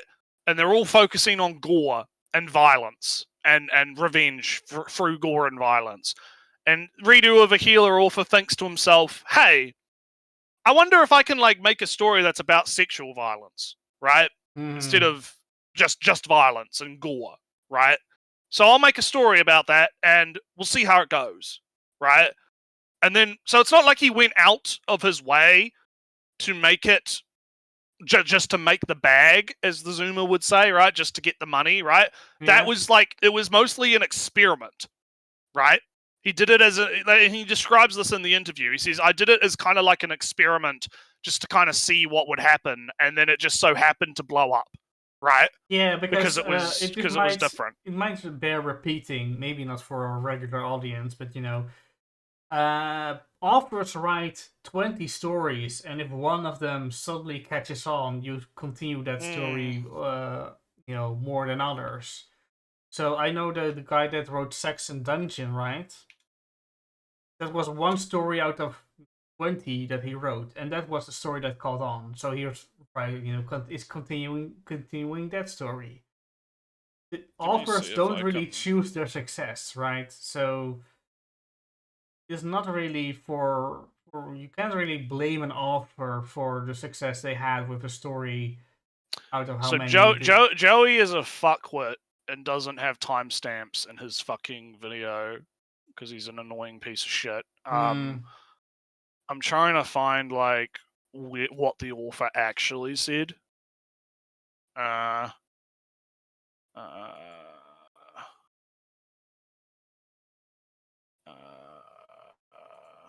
Like, because there's subtitles, and I'm kind of flipping through.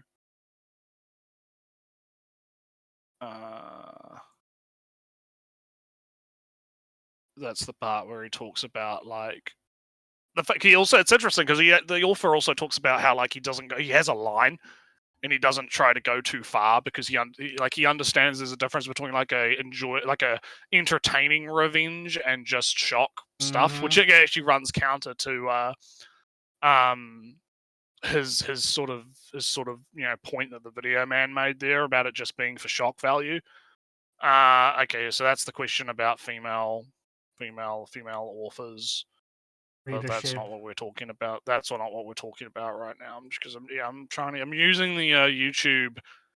Hey, because it's a 20-minute fucking interview, right? And I just want like, let me see if I go back on our video. I deliberately wrote something that I thought would sell well. Yeah, that sounds like a normal thing to do. So yeah. No. Yeah, I'm trying to find. This is the problem with sourcing, right? Like, he should have like put it like sourced where in the interview this was, because I'm trying to find it. Yeah, I might not be able to find it, but I can link the. I would recommend watching the full interview for context, right? Even though it's the anime man, and whatever your opinions on him may be. I'll just link the full interview in the chat, and people can watch it for themselves. Because it is true that he does say this, but he says this like in the context of like, I wrote it in that way because I thought that would be what would sell well, right? He's not like just going for the bag, right? Like whatever. I deliberately thought it would sell well. Anime man interviewed the author, and he basically said the light novel. There's a fine line. Yeah, he even includes that fucking line that I was just looking at. There's a fine line between an enjoyable revenge, because he's talking about, in the context of that, he's like, yeah, if I go too far, it's going to turn people away, right? I have to find the right balance between gore and sex and enjoyable cathartic revenge, right? Is way worse, and that he wrote the whole story. Yeah, I deliberately wrote something that I thought would sell well. Out there, so he could make a bag of all bags. And yeah, but again, the motivation was more of an experiment. He didn't do it just to make the bag, right? Like, because the way the video man is like presenting it, he's presenting it as like, the author only gives a fuck about the money. He only did it for the money. Blah blah blah blah blah. And it's like, no, that's not the impression you get when you actually like listen to the guy talk, right? We have the moral high ground, Nuretsu. We are not making this for the money. Yeah, exactly. I guess that's but anyway, I linked it in the chat. People can watch it themselves. Yeah. They can come to their own conclusions. Not right now though. Watch our very important. Not right now though. Stay on our video. Yeah, stay on our video. I mean, it'll be in the chat log anyway. So people can go watch it. But anyway, let's continue. Yeah, he probably did. But with all that being said, the meme side of it has completely taken over. And I swear, I've seen this profile picture in CSGO multiple times, and I'm not trying to make light of the episode because it's terrible. But since years have... I don't. Again, I don't know what circles he's running in, but not most people aren't talking about redo in 2024. Most people are... Past, everyone feels much more comfortable talking about it. But with that being said, some of these comments are insane. Okay, this anime is actually fucking amazing. So I love this is episode. A comment from 4 years ago. 42 months ago. It was 4 years. And that revenge, all her memories, and made her his slave and lover. LOL, I love it. Yeah, random internet man, so faceless, anonymous. This is the example of not to do when pulling random comments. I liked his previous stuff. I didn't like the Trump whatever. Use actual tweets. Don't care for that. The Reddit thing was good. 2 examples, different sides, weren't outrageously written or whatever. This is just somebody on Twitter or 4 years ago. Wait, is this looks like Reddit? Is it Reddit? Or is it like, is this like the comment on like a fucking anime pirate site or something? Like, who cares? Yeah. Who fucking cares? It's some random nobody on the internet who probably jacked off to it, right? Like, so what? I don't care what they think. I care what I think about it, and I thought it was entertaining. When I was reading it, right? Not watching it, but when I was reading it, I was like, oh yeah, this is entertaining. And honestly, I think that it's dropped the fuck off ever since it's continued on, right? It's like it really peaked at the first third of it, right? Sometimes and ever since then, it's kind of in dropped. any story. Yeah, like it's kind of gotten dull now. So I don't fucking. So what? Who cares? So what? Who cares? Someone was. Oh no, Ellie! Someone was cringe online. Someone was cringe.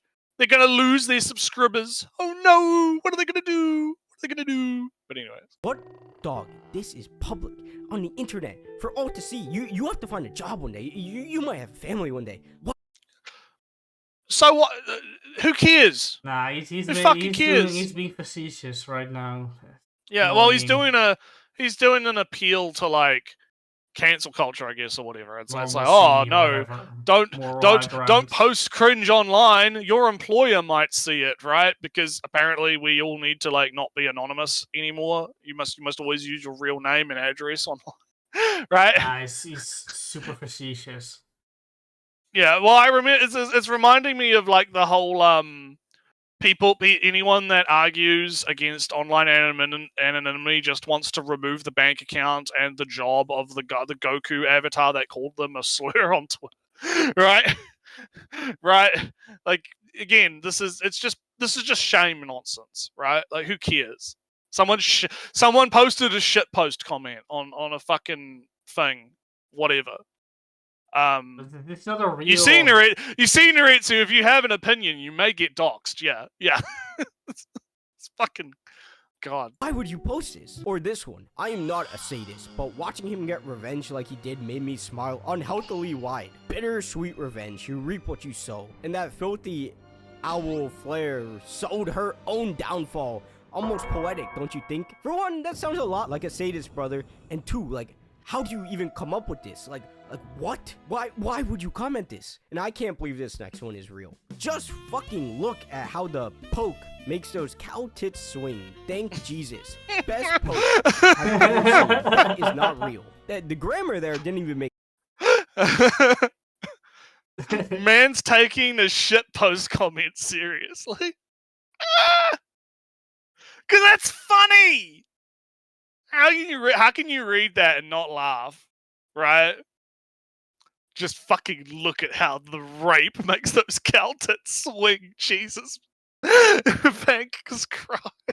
This is a had them in the first half bait comment. Had them in the first half. praying to Jesus for them swinging cow tits. Thanking Jesus every day for creating those cow tits. So good. I love it. It's fucking funny, dude. Like, what? Again, he's taking this shit seriously. Like, come on. Makes sense, even when you remove the censorship. But there's an endless supply of these, and a lot of them are really lighthearted jokes that are fully memeing it. So what do we got here? I am laughing my ass out. Ah, yes, God approves. No matter how many times I watch it, the dick slap always makes me laugh a little. Some might say getting revenge is to stoop to the villain's level. Shut up, this is great. Like, again, what's wrong with it? There's nothing wrong with it. This is not Reddit, this is not Twitter, this is a piracy site. Yeah, it's a piracy site. And it's like, who gives a fuck? Who gives a fuck what people on a piracy site say? Unlike the ones I just read aloud, it makes sense the internet would come up with some ways to make it funny. Like, think, if 9/11 gets memed, no one...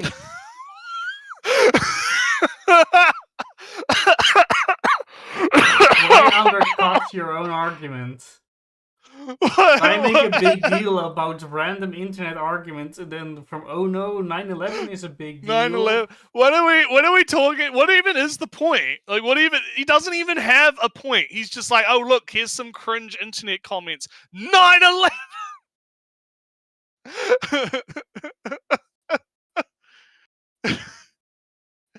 What actually is the point here? What is he trying to say? He's like, yeah, people were being like shitposty and cringy in the comments of some unnamed fucking piracy site, right? Mm-hmm. But who,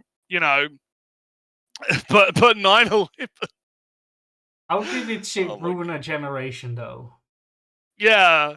What the fuck is this guy on about? Is really safe. Jump on over now to the next section of this epic odyssey and tale, because this is where things get really weird. Definitely still messed up, but also just like really, really stupid and weird, and probably some of the most insane methods of torture you will see in any piece of media. So after Kiaru did what he did, he essentially wiped her memories, changed her face, and made her his slave to make love to whenever he wants and to fight for him. And he also changed his own face as he was fleeing, and wow, dude, he really picked a unique face. Definitely do not know who that is.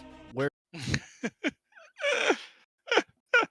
Alright, I guess. Yeah. Yeah. No, alright. I am. there's Waldo rolling in his Just memes. Memes are funny. Haha. Where's the point? His I'm grave getting right now. tired. From there, he goes on wandering the world, seeking his revenge, and the anime tries to do this BS where they try and convince you he's a good guy. They do this whole thing of having him clear up a poison river, something like that, and during that journey, he frees a slave, and he chooses to help her village, but it's redo of healer. Of course, there's a catch. You see this wolf girl? She's a fighter, but she's power capped, like in an RPG game.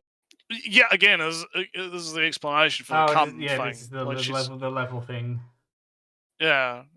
But the only way for her to exceed her power cap and to be able to get stronger and level up is not by training, but by taking his juice. Like, bro, this guy is straight up just the ultimate meme lord, edgelord. He's just trying to appeal to the fantasy of every pre-death isekai protagonist. Like, I know this isn't a super original concept, but he definitely called all his friends and was like, you know what? I added this wolf girl to my story, and guess how she gets stronger? Yeah, but that was again, if he'd actually paid fucking attention, that's established already.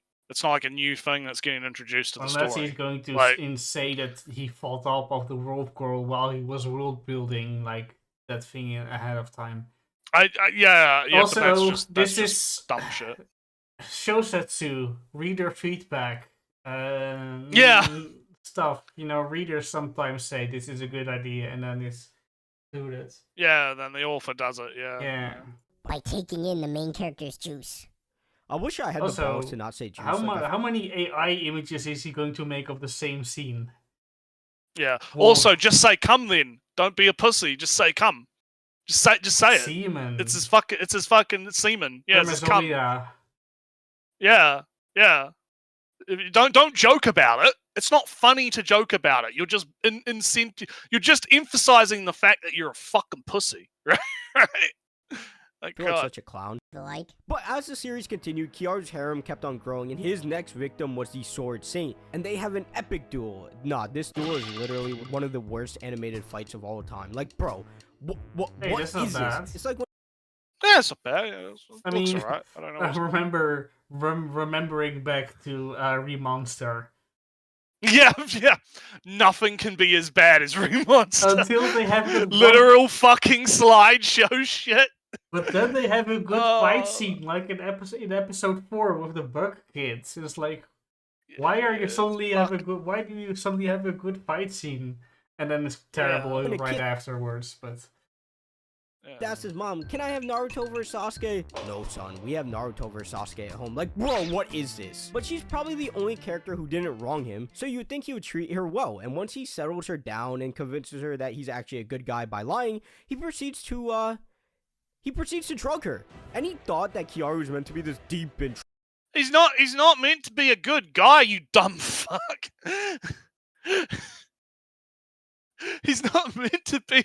He is selfish and self-centered on his quest for revenge, right? He doesn't care about anything else except getting revenge on the people that wronged him. He is doing horrible fucking things to get his revenge. He's not a good guy. He's not a hero, right? Okay? This is silly. You're being mad about the guy for not being being something that he's not the thing that you think he is, right? Yeah. And I mean, I'm trying to remember because I read the manga, right? There are parts in the manga where there's like introspection where he's like, hey, I'm actually feeling kind of happy with my harem and my my girls. Should and I just stop right now and be happy? Yeah, maybe I can stop and just go live in the fucking woods somewhere with my harem or whatever. And then he's like, no, I have to get revenge on the king. I have to get revenge on the canon hero for raping me. I have to get revenge. Like that happens a lot. Like I think it's happened at least twice now where he's like, he has these moments of introspection. He's like, no, my driving motivation is I have to get revenge and I will do anything, to do it. I don't care about the morals, right? He's like, no, fuck it. So why are you acting surprised when it's like, oh yeah, the immoral guy is doing immoral things, right? All protagonists have to be the good guys. Yeah, 5-0, exactly. This is very Tragic much character like just goes right out Aqua from Oshinoko. He has a whole Yeah, arc in yeah. season 2 from damn, my revenge is gone. What do I do now? What the fuck do I do now? Yeah. Yeah, what the fuck do I do now? Yeah. Yeah, it's fucking God. Window, because she didn't do anything super bad to him, and he's just completely taking advantage of her. And the only reason they do this is so he can have a harem. Like, there's absolutely no reason for. Okay, so one of the things that happens later on that's not covered, I think, in the thing, is so he defeats the sword hero, right? Her, right? The lesbian chick that he like feeds to the guys or whatever. He takes the sword that turns into like a little gem thing, right? And they go through like this whole trial process, and this sword chick here gets turned into the new sword hero, right? All right. So it's kind of a long play where he's enslaving her and turning her into, getting her on his side so that he can have like another strong sword fighter on his side, right? Or another strong fighter. But it's also because in the future he ends up, with a turning her because because he can't, because he's already the healer hero, so he can't like wield another thing, right? Like he can't be the sword hero and the healer hero, so he has to give that ability to someone else. All right. Right. So something like you can't have too many gifts from goddess. Yeah, it's something like that. Yeah, like he can. Yeah. So basically, I wouldn't expect this guy to know that because that's like later on in the manga, right? So I wouldn't expect him to know that, but that is basic. I'm just providing that as like the context here. Like there is a little bit more going on with it. So anyway. For him and her to like have any form of relationship like that in any capacity. But the anime dips right back in to try and convince you he's a good guy because this is anime we need. Does it though? Does it? Also, I thought that is some fake ass 60 FPS 4K. Yeah, that's cringe. Absolute fucking cringe. But anyway. Story, he's trying to save his townspeople from back in the day, and one of them is his mom. And oh my goodness, is there actually something we're gonna have here? Is there actually gonna be a moment that is deep and not goofy? So when his mom got captured, she got poked by this general. Okay. This would be how you use dark concepts and make it Games of Thronesy. There should be something that is punished here. There's a bit of setup to see what happens. This gotta be an epic showdown, right? Something cool like that Shikamaru get back level revenge. So Kiaru changes his own face. Okay. He traps the general in a room. Okay. And he transformed this guy into a woman and proceeds to make him get poked by some ogres. Ogres? or... No, they're actually his men that he's tuned into things. Yeah, it's not ogres. It's his, yeah. He's also like, I didn't watch this far in the anime, so I don't know if they changed some of the things, but like apparently the general was actually hunting the hero because when the hero kidnapped the princess, he turned the general into him as a decoy. Yeah. and so the general actually has his old face. Mhm. And the whole motivation of the general is he's trying to get revenge against the healer hero because he like changed his face and ruined his life and stuff. Yeah. And so what ends up happening is Redo Man is like, okay, well I'll turn you into a fucking femboy, right? Fem woman, right? Mhm. Because he keeps the dick, right? Oh, yeah. Yeah, he turns him into, because he doesn't turn him straight into a woman. It's like half. He turns him into like a hermaphrodite, right? Yeah. And then what ends up happening is he like turns his own men into like rabid, sex crazed fucking Drug them. dudes and has them. Yeah, and he also paralyzes them as well, All and right. also sets the building on fire, so the building like burns around them, and they end Oh. up dying in the fire. So that's the revenge part of it. I feel like at this Yeah, why? I just explained why. Yeah. Because the general got in the way of the revenge. The general was like doing stuff, like, because the general's like, oh, I'll kidnap the village and rape his mom and murder his family and kill it, and that'll draw him out, right, to distract him from his own thing, right? Yeah. And so yeah, he got what he wanted. he got his attention, right? He got the. But yeah. So anyway, point, people just fully stopped taking the show seriously, and maybe you never should have from the beginning, because it was just like, oh, we're just gonna make this as crazy as possible. Like, I get that it's supposed to be this crazy revenge, and the scene isn't as gruesome as episode 2, but there's just ways they could have executed this to make you actually feel good about what Kiaru did, because he was. Why? Why? That sounds like a thing. Why do you have to be? Yeah. No, you don't have to have. I mean, Shield Hero. Everybody loves Shield Hero, Naretsu. Shield Hero. Yeah. No one has ever complained about Shield Hero. Shield Hero is in the wrong for buying a slave. Yeah, obviously. Yeah. He is in the wrong for doing like half the things that he does in the first 2 episodes. That doesn't make Shield Hero at his heart a bad person. He's just kind of bitter at the moment. And it's justifiable in the context of what's happening. At least understandable in the context. It's understandable in the context. No, I would argue you could theoretically justify it in the context, because he doesn't really have a lot of other options at that point, right? So kind of like with Redo, it's a little bit less justifiable. Like, he didn't have to transform the guy into a fucking hermaphrodite and have him raped to death in a burning building, right? He didn't have to do that, but he did it anyway, right? He did it anyway, and like that's what kind of makes it a little bit entertaining, right? Is because it is so over the top and it is so wacky, right? Like, that was part of what makes these early chapters of Redo so entertaining, right? It's just how, because you're like sitting there like, man, how are they gonna like top this, right? How are they gonna like make this even worse? Like, what's the next one gonna be, right? And that kind of goes back to what the author was saying about making the revenge entertaining, right? Yeah. Like not going over the line to just being gore, right? And making them entertaining revenges, right? It's not about making you sympathize with Healer Man, right? That's not the point, right? I feel like the Zuma Man here is missing the point of what's happening. He's demonstrating a lack of, dare I say it, media literacy. Ellie, no. Say Naretsu, I have maybe a funnier example, or maybe sympathetic one. Eins Goin, Overlord Man, Papa Skeleton. We like him, right? Yeah, we like him. Yeah. He does genocide an entire nation. He does do that, and that is kind of bad. That is kind of bad.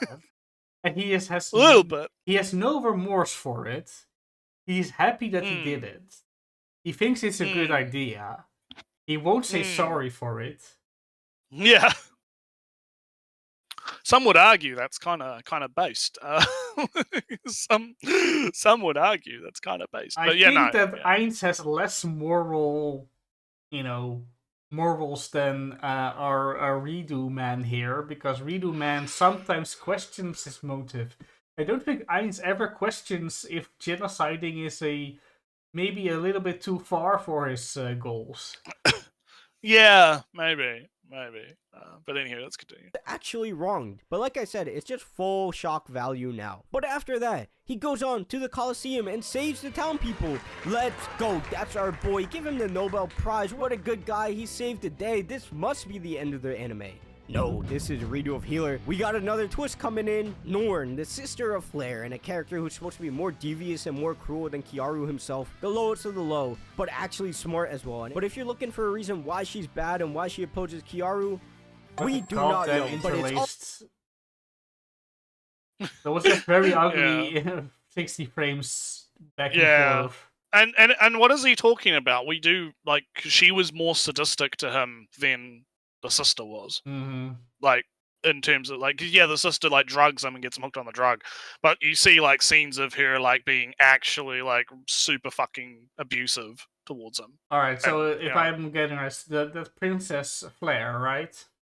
Flare is the sister of this chick. They're both sisters. Flare drugged our boy to get him under control. She drugs him for her own enjoyment, I guess. Yeah, she's just she abuses him sadistically. Yeah, and Flare does abuse him as well, but like it's a different. Like, why don't you work? I guess why isn't this thing? Yeah, I'd have to remember. I'd have to remember the exact like difference, but they are very similar, and like they both abuse him. So good because we have shock value, right? And you don't even want to know what went down here. Trust me, it was strange. Honestly, not even dark, just really strange. Well, it was a little dark. Well, okay, yeah, because she like forces him to like drink the drug out of her pussy or whatever. Yeah, it's weird. It's a bit silly, but it's interesting how he's like, oh, you don't get to know the reasons, and then he's literally showing the abuse happening right fucking now on screen. Right? Yeah. I'm looking a little bit too much context, I guess. A little bit too much. Well, again, it contradicts what he was just saying. He's like, oh, why does he want to get revenge on her? And it's like, I mean, this is why. But it was just super weird scene. So while they yeah, it was weird. Yeah, this is the point. It was getting abused and used as a sex toy. It was kind of yeah.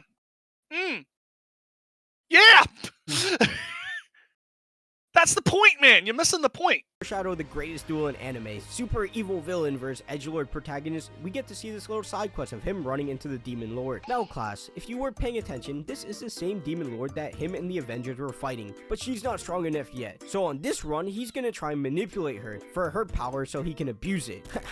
What about that, Sangate? Or ReZero? Could Subaru-sama think of that? Jesus Christ, man. Like, do they think this is like some high-level writing? Oh yeah, she's also the only character that he doesn't do the deed with. So what? Well, he does later, but... yeah, not in the animes, therefore it doesn't happen. No, yeah, he does it later, yeah. He saves that for when she, like, gets the power and become... Yeah, because he basically, in the manga, he basically helps her become the new Demon Lord. And she like thanks him and whatnot, and like and it also it's complicated, but the TLDR is that's kind of the plot line there is resilience the author showed there. I'm sure some manga readers are gonna be like, does he know? Yeah, literally, yeah. Does he know? Straight up, yeah. Yeah, I am going to be like that. The next section of this video is probably the most ridiculous thing I have ever had to script in my entire life. So essentially, Norn's party and Kiaru's party are in the same vicinity, and one of Norn's commanders is named Blade. And Blade is evil and sinister. She's kind of like the meme of when you ask a girl out at the bar, and she says yes, but her friend says no. That's basically what Blade is to Flare and Norn. And she was... Well, no, she's a sadistic lesbian that abuses women. Like, yeah. The explanation of him didn't help at all. No, not at all. Yeah. Also, high level of writing. Yeah, there's this high level of writing in this video, definitely. Yeah. Poking a lot in this village because that's what commanders do, I guess. After a long plot, Kiaru gets himself cornered with her and he transforms himself into the woman Kiara. And this shit is actually just getting ridiculous. Like, his name is... Well, yeah, because he has to do that because he's tried to trick her into a situation where she lets her guard down so that he can Steel get the revenge face, on her. poison, whatever. Yeah, Paralyzed yeah, magic. yeah. He has to like play the role of the girl, the girl that the kind of girl, because he leaves out the part that the Blade has been like abusing and killing these girls, right? Like Mhm. somewhat accidentally, somewhat because she is rough with them, right? Like she fucking abuses them. So Kiaru, yet when he transformed his face after what he did to Flare, he changes it into Kiarga, and now he's fucking Kiara. Like, Jesus Christ. It makes the Superman Clark Kent shit look like child's play. Anyways, after he transformed himself, he allowed himself to be captured by Blade. She tries to force herself onto him, who she thinks is a woman. And when she gets down there, she meets a little friend in the lower region of Kiara. And Jesus Christ, you cannot tell me they weren't going for humor with this. But basically, yeah, it was funny because she like touches his dick and she like starts freaking out because she's like, oh god, I touched a dick! Oh, it's disgusting! Because oh god, I hate dick! I fucking hate dick! Oh It was fuck! a little Men are extreme, I gross. guess. It was, but that's the point, right? It's supposed to be over the top. Mm. And here's the thing, right? You can have a problem with that and not like that, right? Like it's fine to be like, yeah, that's a bit over the top, right? It's valid criticism if you're not into that kind of thing. But my issue is just kind of like you're calling you're mad at the thing for being what it is, right? Like what would you want it to be instead, right? Like it's I find that criticism to be very like kind of silly. Even if I could like, I guess I should differentiate, right? The difference between criticizing it on a personal preference scale versus a why isn't the thing like what I want it to be? It's something else, right? Like those are two very different. Yeah, so I perspectives am on it. I've always defended the people who say I like this, but I wish this thing was different. Yeah, we've had convos about always that. the We've thing had of convos about that before. Yeah. people come to shows and series for different elements, and they might like one element and not the other. Yeah, but I feel like that's different from what Video Man is doing. Yes, he's in a sense. different. He's being different because he's doesn't look like anything in this show is for him. So why continue to criticize? Because even though Naretsu, very sorry to say, the show doesn't really look that interesting for me. Yeah, and then you've said that before, and I've been like, yeah, no, that's fine. But that's fine. in my I am open to watch a show and pick out things that I find interesting. So maybe the show I'm more attracted to his moments where he doubts thing. Something like that. But yeah, he doesn't. The video man doesn't seems to be here for any elements. So what is he doing? He's here to bash on the show for his audience and try to be entertaining. That's what he's here for, right? I think that's really what it comes down to. Is he's trying to build the show up as this big villain, and then he can take. I'm taking down the big villain. Look at me, I'm a big man, right? And his audience can seal clap and go, ha ha ha, funny memes, funny ha ha ha ha, funny show, ha ha ha ha, right? That's what it feels like to me. Like I don't like he's not making any like salient or serious points about the show here, right? And throughout the whole video. Honestly, like it's mostly just been mockery and wow, how could it be this dark? How could it be like this, right? And it's been that for the last like 17 minutes. But anyways, continue. He knocks her out and paralyzes her, and forces three men to like Jesus Christ, man. Like some of these punishments are. I don't think he's gonna mention it, but the way this worked was basically, if she didn't pleasure them sexually, they were going to fucking eat her alive. That seems to have already happened in this. Yeah, well, that is what happens, because basically, like, it's like a saw trap situation where, like, I don't think like there was going to be a way out of it anyway, but because the whole point is, like, Karu or whatever is, like, getting revenge against her by making her engage with the thing that she's the most disgusted by, which is like having sex with men, right? As a sadistic lesbian, right? Like fucking breaking beautiful things, right? So he's like, okay, if you want a chance at survival, you have to pleasure these men and keep them pleasured, and this goes on for like hours and hours and hours because he's turned these guys into like rape machines, right? And just turn them into these fucking crazy fucking rape cannibals. And as she starts, failing at being able to get them pleasured, they start eating her, and it's like it's as pretty fucking brutal. It is actually pretty fucking brutal, I'll admit, right? And it is a very again, but the thing is it is an interesting revenge punishment for that type of character, right? And that's what makes it interesting. She seems to be very devouring, kind of deal, and it's like, all right, devour until you.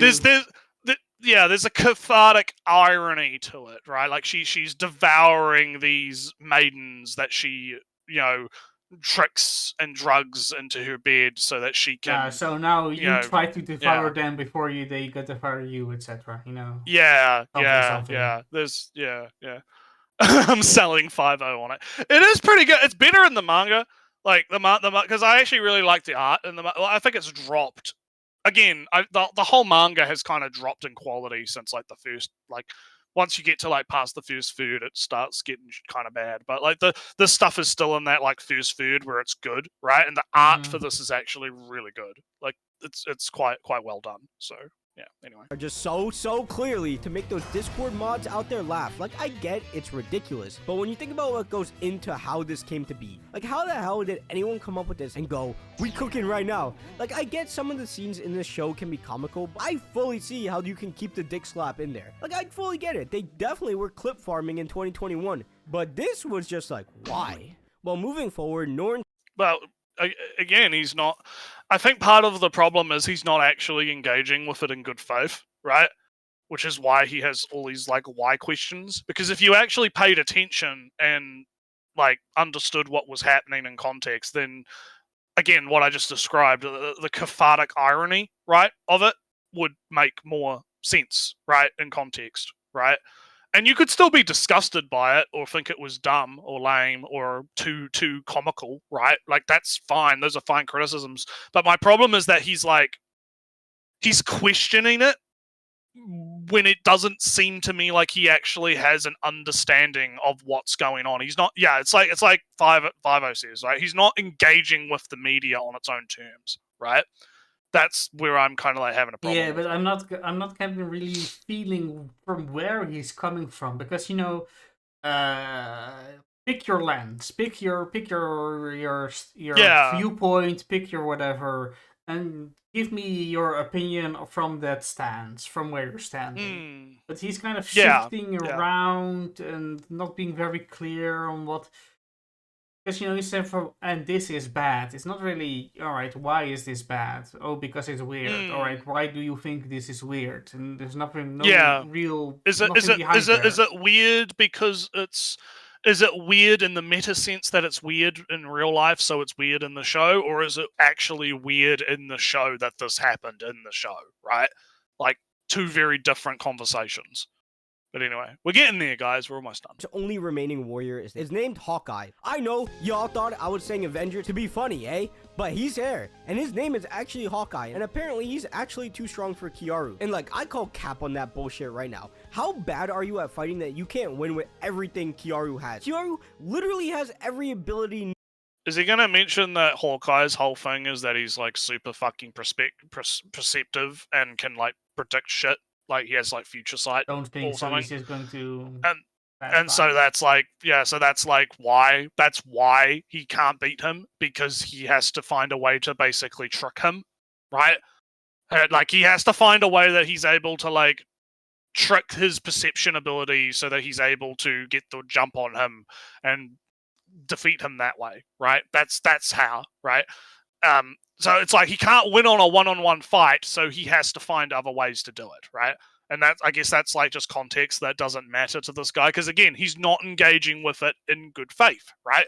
He's not actually listening to what's happening in the show, why things are the way they are, and then reacting to that. He's just making up like his own version of the show in his head that he can take down, right? But Yeah, but known to abilities. there's no, just going to say it again. yeah, He's not taking a firm stance, a firm viewpoint, and give me what you get out of doing that. He's just, shifting around from, oh, this is weird, and this is bad, and this is odd, and this is cringe. But not really anything else thus far. Yeah. How could he actually make the fight? But it doesn't even make sense, but whatever. Hawkeye and Norn use their army to kill a bunch of normal people in the city, and one of them is Kiaru's friend, so he becomes super mad. Oh, he's angry, he got eye water, feel bad for him. And then Kiaru goes and kills Hawkeye, because I guess that was his Ninetales moment. He let the rage take over and it powered him up to defeat him. So now it's time for the Norn torture scene, and this time he brings back Flare to taunt. Yeah, again, he's missing out like a whole lot of context. Like, I'm trying to remember. back and forth fight, Yeah, because I'm trying to remember how he like defeated Hawkeye, because it was like he did some trick that tricked the perception so that he was able to hit him. Basically, it was something like that. I can't remember. It was like ages ago since I read those chapters. So, but yeah, I can feel that he's missing something basically. Norn by turning Flare into a dog to lick Norn's, and if Norn can last till morning, she can go free. But she doesn't, because apparently she loves her sister more than anything in the world. Oh yeah, she was a Suckin, that's right. As you do. As you do, yeah, she was a Suckin and loved her sister, yeah. And holy Jesus, man, is this their attempt of adding depth to their characters? Like, no, it's not. It's not. It's again, not interacting with it in good faith. What, are we supposed to all of a sudden be like, oh, Norn, what a deep character?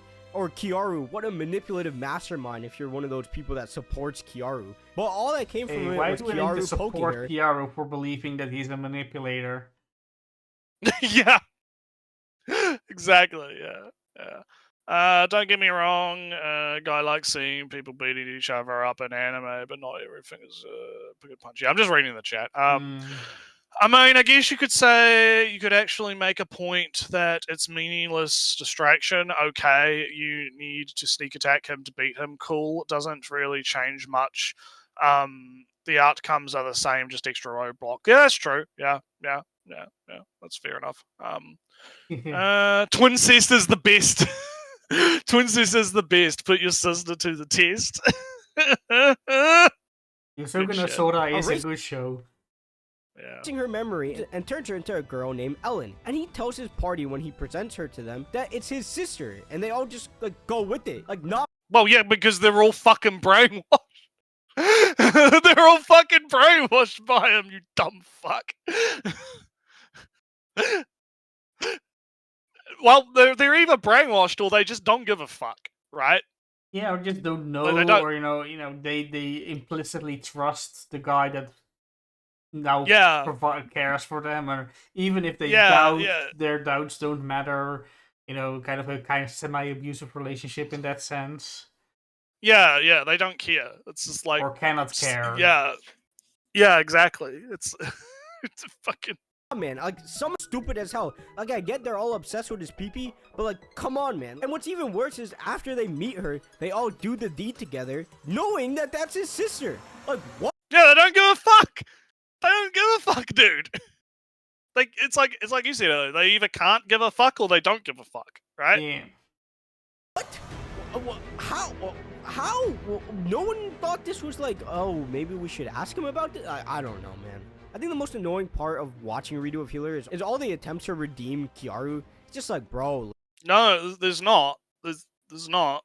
I mean, even this, right? Like, because what happens here is like, this is like the chick that works at the tavern or something, and Kiaru kind of like semi-befriends. Like, it's not even like a real super hardcore friendship. Like, the chick is just nice to him, and he's sad that the innocent girl got killed in the crossfire.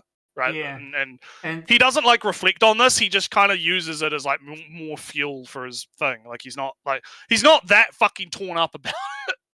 yeah, I didn't really get yeah, like I was going to say, I didn't really get that much grief for him from him Yeah, about well, this. 5-0 makes the point. Like it does give him he does have some humanity there, right? Like he is like. It's not like the series tries to paint him in like a super sympathetic light, but it does have moments where it shows, yeah, he is like still a guy. He's not like a fucking revenge machine. And it's like I mentioned before, he does have those like, man, I'm actually happy right now, but I'm not allowed to be happy. I can't be happy. I haven't got I haven't got He's my trying revenge to yet, fix right? it. Yeah.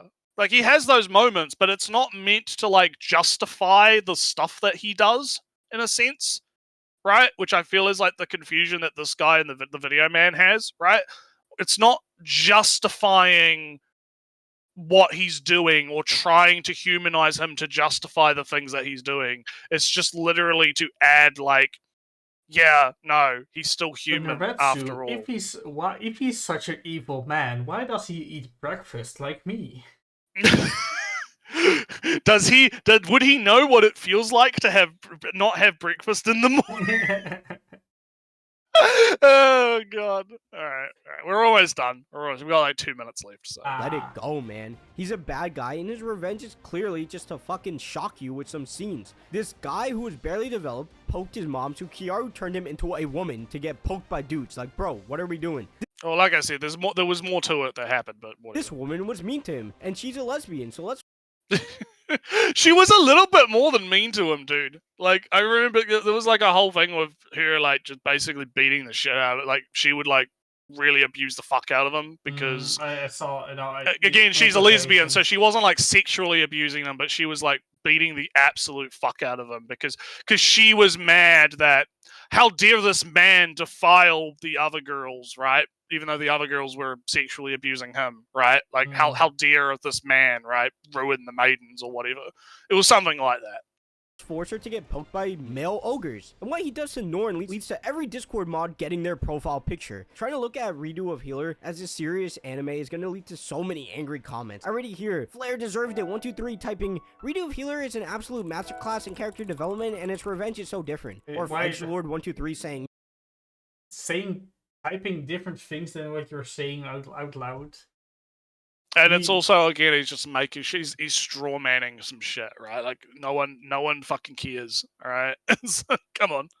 It's meant to be a meme, just shut up and laugh. And to be honest, I don't really think anything besides episode 2 is massively problematic. Don't get me wrong, none of this stuff belongs in an anime. And I think What do you mean none of this stuff belongs in an anime? It's a medium. It can do anything you want. It wants. Yeah, the anime can have whatever it wants in it, you fucking Puritan piece of shit. like, fucking pearl clutching here, man. Like, come on. One of the most common takes in the comments of the Redo of Healer episodes is that they might as well have just made it an H anime because that's what most people were watching it for. And a lot of H anime. I mean, I'll be real. I even though I do think that attitude is retarded, right? It probably would have been good as an H anime. It probably would have. Yeah, like I kind of feel like if it was an H series, it actually probably would have been better in a sense. Maybe not necessary. Yeah, maybe not necessarily too different, right? But yeah, but again, it's like, so what? If it was an H anime, you'd still be fucking complaining about it. Like, the only reason you're saying that is because you want to put it in like a special box so you don't have to like engage with it, right? You can just dismiss it as, oh, it's an H anime, right? It's not a real anime, right? I don't have to interact with it if it's not a real anime, right? So serious people have worked on this, therefore I have to take it seriously. Yeah. May have way more fucked up plots. With this being an in-between of trying to be the Game of Thrones of anime with well, there's also the fact that he's like, even though he recognizes that it's based off a light novel, right? He's like, and the light novel is different, right? Like, the manga is different. It's trying to be a little Game of Thrones of anime. Yeah, it's not trying to be Game of Thrones at all. It's not trying to be something that complex. So yeah, but again, it's like, yeah, like yeah, he's being silly. Like, the anime is trying to be an adaptation of a work. It is not trying to be anything more than that. Okay. These super dark scenes ended up pissing off people that enjoy this kind of thing, as well as the people that somehow, some way thought they were getting a super serious anime that was. Did they? Did they? There's a lot of assumptions. Maybe you should. There's a lot of assumptions going on. This is the time. Here, Maybe you should pop up one guy that believed that or something. Yeah. I mean, he's only got like 4 seconds left, so like I don't know what the fuck he's gonna like. What's the point? Actually gonna be good. No, I don't think you're all of a sudden a shitty person or you need to find help or anything if you like this, because content like this is viewed by millions of people, and Oh yeah, it's fine if this exists, but it shouldn't be in an anime, right? It's okay. You're not a horrible person if you enjoy this content and that this content exists, but it shouldn't be in a real anime, right, Ellie? Right? God, I hate these fucking people. it is animated at the end of the day. But I do think it's pretty safe to say if you're gonna try and make something super dark like this for an anime, you should have way more depth to it and tone down some of the scenes a little bit. And obviously, oh, it's not deep enough. Man, there's so much. Man, he pack loaded the end of this video with so many dumb points. Like, holy shit. like I have to keep pausing every fucking sentence because he just keeps saying something that's fucking retarded. Like, like holy shit, dude. Chill. obviously tone episode 2 way the fuck down. No, why? Why does it need to be toned down? What about it makes it bad? Why? I'm a little bit silent because he's not really giving any position, any. No, he's not, and he's if anything, he's like flip-flopping, right? He's like, oh, it shouldn't be in an anime, but it's okay that it exists and that people like it. It's not, you're not a predator or whatever if you enjoy it, but they should also have like toned it down and made it more serious, right? Like he keeps flip-flopping between these different positions, and I'm like, mate, pick a fucking lane, right? What are you doing? Burrito of Healer was way worse than I remember. Not the scenes being worse, because how could you forget how crazy some of them are, but the actual anime plot was just so non-existent, it was actually hilarious. So if you want to watch a wholesome video, check out this one on why anime doesn't hit the same anymore, and don't forget.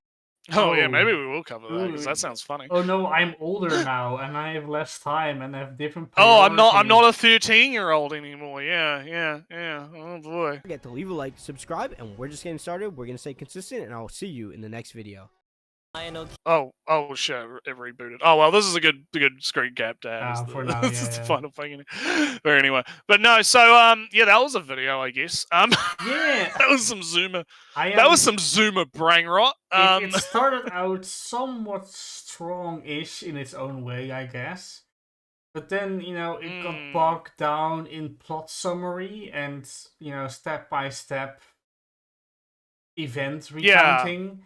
And then it kind of started to really dawn that there is no real opinion here. Also, nothing... Complete clickbait title, clickbait thumbnail. There's nothing in here that says it ruined any other elements other than itself. According to him, he's being very clickbaity with it. And again, it's like I don't think he didn't really have a stance or a point based on what we watched. Like he just kind of he flip-flopped around a few different stances as the video went on. And kind of, it feels like he's trying to placate everyone, like it's an audience appeal kind of thing. Like, oh, I'm not saying that you're a bad person if you watch this, but it really shouldn't have been an anime, right? It should have been a hentai. It should have been more darker. Oh, it should have toned down this, and this, right? It was a very disjointed mess of a video.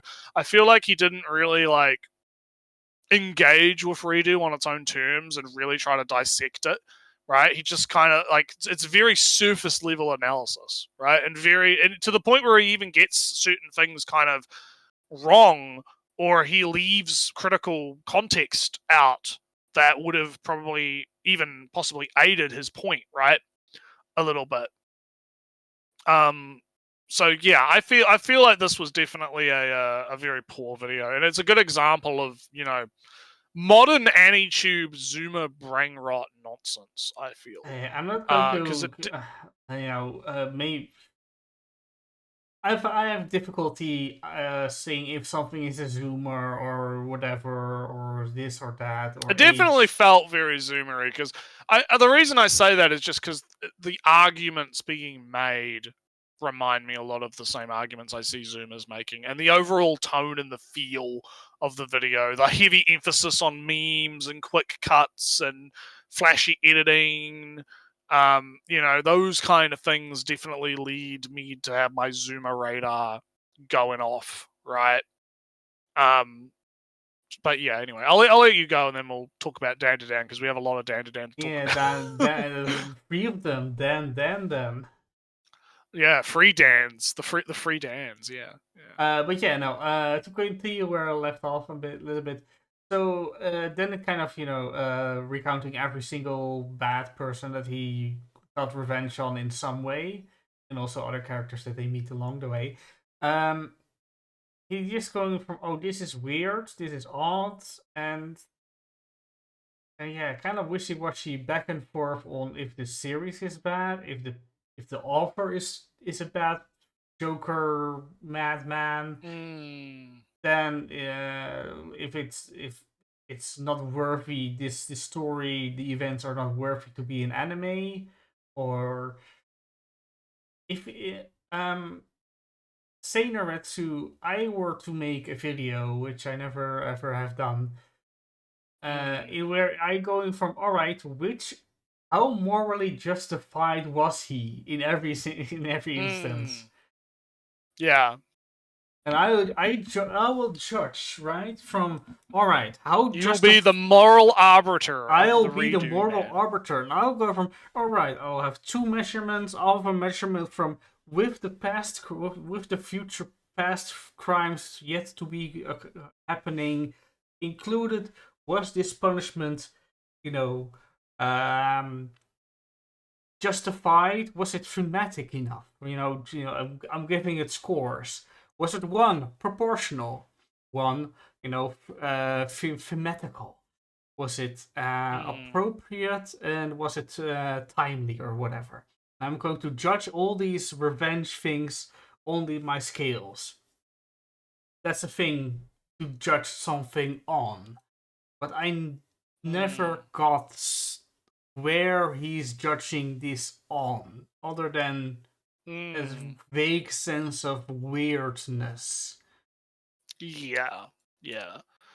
And to me, that does kind of get to loop back to the Zoomer discussion, right? Because Zoomers seem to have this obsession with conformity, wanting to conform, right? And so I feel like perhaps maybe that's part of it, where they have, he wants to fucking.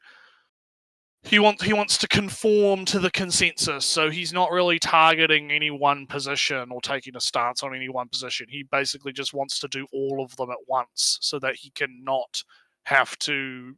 Yeah, so he can basically like chameleon himself into whatever the winner is in terms of the general consensus.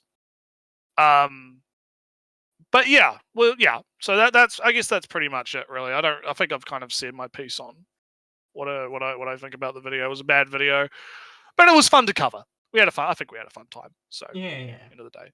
So Naretsu, I just discovered I share a Discord with the Lex guy. Oh, really? Well, funny. It's just a Discord server I'm not talking very much on, but I've typed over there, so I can read his thoughts on the Twitter thing. And a little bit more insights in the video thing, whatever. Oh, deep insights. Deep insights. So if you ever watch... classified Discord leaks from. Yeah. So if you ever, I can do a Control F on if you have questions and if you ever elaborate. No, I'm not gonna. I'm not that invested in it. I just think it's a silly drama, so I'm not that invested in it. I did like again. I mean, I think I linked the guy's videos before. He was the guy that remember when we did that like video essayist fight thing. Yeah. He was the other example, right? He was the guy that we brought up as the other example. So it's sad to see him fall so far. It's sad to see him fall. He's fallen from grace, so to say. But anyway, let's switch over to anime. We got to talk about DanDadan. Ellie is a spy. Spy is in the base. Enough of things that the viewers can't see. Yeah. All right, let's bring her up. Let's talk about the DanDadans because a lot happened in DanDadan. A 3 lot weeks happened. worth of things happening. Yeah, we have 3 weeks worth of DanDadan to talk about. So where we left off was Granny promised if Okarun gets his balls back, she'll get her power back. That's the deal. That is the deal. Yes. So now it's where are the balls? Where are my balls? My golden balls. So we find out, and we might end up I might be glossing over a lot of things because again it's been 3 weeks, so we're probably going to be kind of fast forwarding a little bit. It turns out that our pink-haired girl that was in the opening is going to become a main character in the show. How a little surprising! Bit, maybe. How surprising! My one surprise is that I thought she would be more of a the Esper side. Maybe, but but no. It turns out she's just a fucking Chinibyo. I find it very I find it very funny. She has 3 ways of talking, right? She has her popular, oh, don't call me Dad. I am not clumsy, but people say I'm clumsy. But you can't say that to me. Cutesy, she has a cutesy voice. She has, I am chosen. Yeah, I am God's chosen warrior to protect the world from evil. Princess. Why? Because I am a pretty girl. God's chosen I am the princess. not even a pretty girl. No, Ellie, not even a pretty. She is the prettiest girl. And what's the proof, Naretsu? What is the proof? What is it, Ellie? What is the proof? The golden ball. She got the golden ball dropped down from the heavens, landed in her path, and she now has the golden ball. And this is her third way of speaking. Crude and cut off, and what the fuck is this? This fucking hurts. Yeah. So she's so we were introduced a bit more to her and her whole Yeah, I do. Before we move on, Naretsu, if a golden ball dropped in front of you, you picked it up, and you saw magical sights.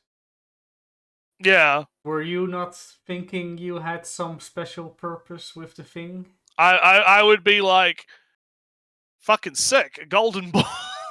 But also cool. The whole spirits thing, right? That you suddenly can see spirits and magical sights. The moment she picked up was the moment that Okarun and Momo defeated Turbo Granny, and all those spirits because got Granny released. Granny tossed the balls out the moment. He was almost defeated. The two, almost defeated. But yeah, that was also the moment the spirits went to the heavens, and that she saw, 1,000. Saw the blue fire explosion that happened, and also the heavenly thing going on. And so we find out that the reason for this is the golden ball is like a fucking spiritual, magnet energy conductor thingy, basically, right? So when she touches the ball, it awakens the latent spiritual chi powers inside of her that allows her to see things that she otherwise would not see. Yeah, right? This is what I revealed. However, I should preference that she did already vaguely have the ability to see spiritual things because she saw our main heroine girl. The blue. She describes it as the blue wings, but it was actually the hand that dropped the demon wings. the demon wings. Yeah, the demon wings. Yeah, you can see Ayase's Momo's arms, hands. Yeah. Also, 5-0. Have a good one later. Yeah, later, man. Have a good one. It's good to see you. It's always fun to have a chat. But yeah, basically, yeah. So, well, then again, I think that was actually post ball, wasn't it? Because Yeah, that it's was, all post I think that was ball. post ball. I saw everything. Yeah, it was post ball. But it's revealed later on that she saw the ballet dancer, ghost girl Yeah.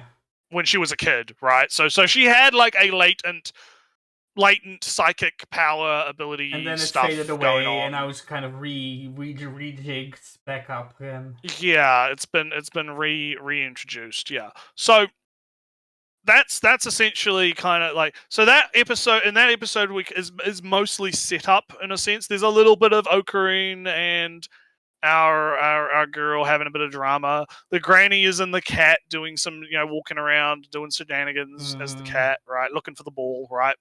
But there's this old woman that our pretty girl can see that no one else can see. The old woman. What's the old woman? We'll find out. We'll be right back after these messages. So to kind of fast forward a little bit and skip ahead. Yeah. Pretty girl sets up a trap for our main heroine girl because she's trying to get revenge. And how does she want to get revenge? Exorcism.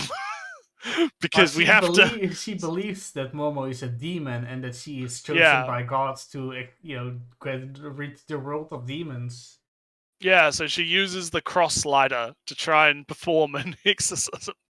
But it doesn't go well because our old dancer girl shows up and is like, wow, it's like, oh, you can see me again. Yeah. Yay. You can be my child now. Yeah, so I don't know if you've got any more images. Are we going to switch to next episode? Just for this episode, they kind of fight acrobatic Silky for a bit, and they got captured for a moment, and they get out. It's revealed, maybe she's just lying, the old hag. That's because she's now a lucky cat, that she has the ability to call upon luck to things that it would benefit her. And she says that she is using this ability passively, but who knows? She could just be lying. Who knows? You can't really trust the Turbo Granny. She's a bit of an unreliable narrator. So, you can trust her in some ways, but anyway.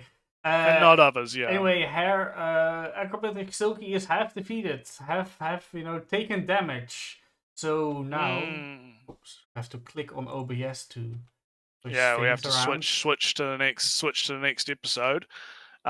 Big fight scenes happen. So this was the big emotional payoff / big fight scene. That we got. Very good, very well animated, very interesting. You have Ocarine trying to run away, but they're in like an enclosed space, so he's at a disadvantage because of his speed, right? He can't. He can't do the speed. He can't do the speed, but I mean, he can still move quite quickly, but he can't go full turbo, right? He can't go full turbo because he's in an enclosed space. So they do this whole thing where they're running around the building, and they're tangling up the hair of the acrobatic Silky, the acrobatic Silky, yes, to try and get her trapped. And then once they have her trapped, then Ocarine can use his full speed to basically fucking annihilate her. And it does work. It does work. However, there's one problem. They get the ball in the red and they get the ball, and they get the ball. But there is one problem. Pretty girl is dying / dead. She is dead. Just super dead. Well, it's described as like, she's physically dead, but there's like a tiny little bit of spirit left in her, like little soul is still remaining. Tiny little bit. And so acrobatic Silky is like, if you put my mana into her, she can live, right? Yeah. I will sacrifice my mana to her so that she may live, right? And Ocarine and our main girl are a bit hesitant, but Cat Girl is our Turbo Granny is like, no, it'll work. That'll probably be fine. Yeah, she's like, no, it'll probably. Man is like a battery for things. It'll probably work. It'll be alright.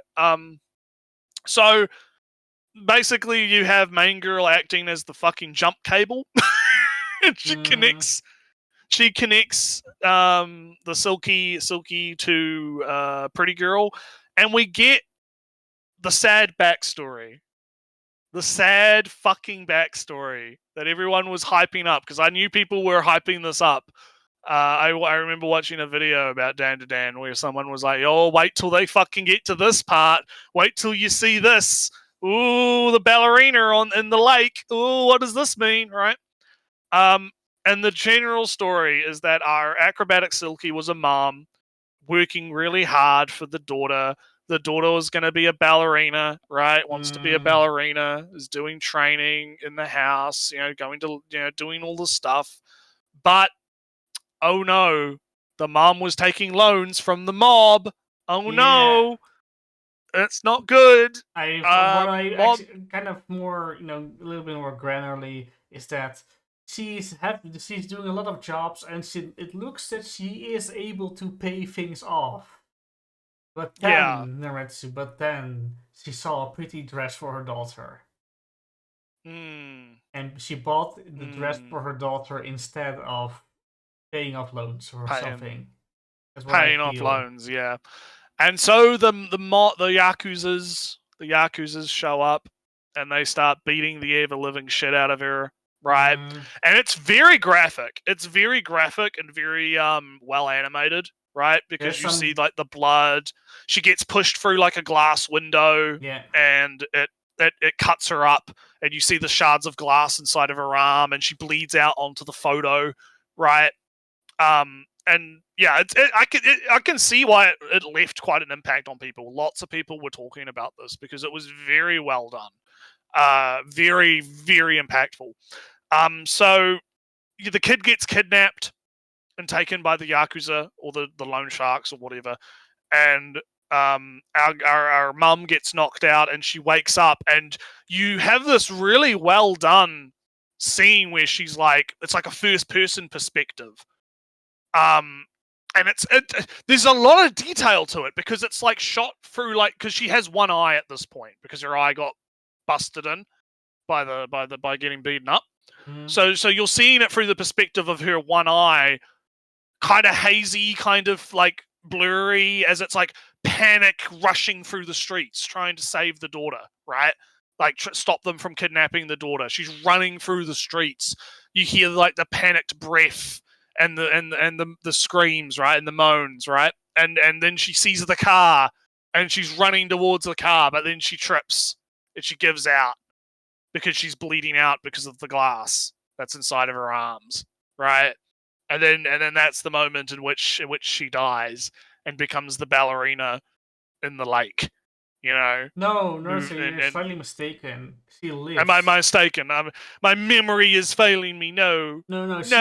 She isn't dying in the streets. She lives. She walks up to a roof. She does ballerina. I see. She jumps off the roof. And that's why the lights go on a little arc. Right. Because she, jumps forward. See, my media literacy. Yeah. No. And that's why there's also a thud at the end where you see some buildings and then suddenly there's a thud. Right. Okay. Interesting. So basically, that's how she becomes the Silky, right? Yeah. That's how it happens. Not quite yet. Well, not quite yet. Yeah, not quite yet, because our pretty girl sees the ghost. Hey, are you and mom? Is like, hey, are you my mommy? Are you mommy? And because Pretty Girl's mom, it turns out, is also just died. Yes. And gone off to the afterlife, and Daddy is trying to explain, no, Mommy's not coming back. Not sooner. You're not seeing. Yeah, but the Silky is kind of like having her own memory issues because of the whole ghost thing, and being like, I had the whole dying thing, the whole dying ghost thing, right? And is like, I had a daughter, but who was my daughter? Oh, I guess this girl is my daughter, right? And completely kind of misses it, right? And yeah, pretty much what ends up happening is all of this kind of happens during like the jump cable jump start, right? where all the mana is getting transferred. I think all the Mhm. memories get transferred as well, in a sense. Emotions and whatnot. And yeah, or at least they see all the memories, right? And yeah, both main girl and pretty girl, because pretty girl wakes up and yeah, they're fucking crying because yeah, that shit is fucking horrific. Super sad. And Silky is basically essentially returning to nothingness, as Turbo Granny says, because she has no mana left, she has no soul left. She's basically just going to turn into nothing, right? Also, the detail of that, not only is she just going to turn into nothing, she'll be forgotten by the world. Your existence will be forgotten. Yeah, pretty You much. would have never existed in the first place. Yeah. So, before she passes on, Pretty Girl runs up and hugs her, and it's a very, it's very touching moment of. And it's very much almost, Nuretsu. I assume that your media literacy has come far enough to. It's returned. It's returned. Yes. That yes, she made it to a gentler world. She didn't. She didn't go to the which ties into the title of the episode. I've been really, I quite like how they've been titling the episodes, and that they are not like direct name drop relations to things that happen in the episode, but they are somewhat related, right? Well, the title of Where's My Balls is... Yeah, Dude, Where's My Balls, yeah. That's pretty good. But so pretty much I think the episode kind of ends on, she finds peace, right? And goes to the prettier, finds peace in the prettier world, yeah. So it was very, very, very impactful, very emotional. A very emotional episode, definitely. Very, very good. I thought it was fantastic. So anyway, moving on to the episode I actually watched yesterday. We're back. Well, we're not back to school just yet, because I do like one of the things that they do is, like, at the end of every arc, I think we're going to get the whole crew eats a meal, right? End of every arc, we ended an arc, time to eat a meal, right? And we have Pretty Girl and Okurin. We are now establishing the rivalry. The rivalry is being established, right? Pretty Girl still thinks she's a demon, thinks Okurin is also a demon. But a demon having a big fight. A demon with a human heart. It's like, how the fuck is your grandma so hot and pretty? And the grandma's like, I like her. Yes, I am. I'm rooting for you. I hope you win. I am under the control of the evil Momo over there. Kill her. Yeah. No. Yeah, kill her. Yeah. But I think it's interesting because it does kind of show sort of like Pretty Girl does definitely have that chuny, delusional energy, right? Like she's very, very kind of in her own head, right? This is my assessment. This is how things are. You can't change my mind, right? Even though Okurin kind of does, because Okurin is like, well, because she asks, like, why did you save me? You saved me multiple times during that encounter. Why did you save me? And Okurin's like, well, that's just the good thing to do. I'm a good person, you know? And she's like, oh, I guess I'm in love with you now. But also right? forbidden love, Nuretsu. Yeah, forbidden love. Oh, I am a servant of God. How could I fall in love with a demon? And so we get a little bit, like, I am kind of liking how the show does seem to have this kind of format, right? It has a format and it has like it's like a wave, right, of intensity, right? So we just had high intensity, big fight scene, big emotional, big payoff, big, oh yeah. And now we're going back down into, right, we're having the dinner at the house. We're establishing the character dynamic of the new character, and now we're going to have a little bit of, teen drama stuff again, right? We're going back to the, main girl wants to hang out with Okurin, but Okurin is being kind of like, no, I have to do a book report. I have to do my own thing. And she's like, oh, are you okay. Now? All right. Are you now? Oh. And then she leaves and she's sad because she wants to hang out with Okurin. But it turns out, wait, what's this? Pretty Girl with Ocarine on top of her? What? Cheating. What happened? Big cheating man? NTR. He's been a NTR? What, in my fucking anime? No, ruined. Anime's ruined. It's NTR. It's NTR. It's ruined.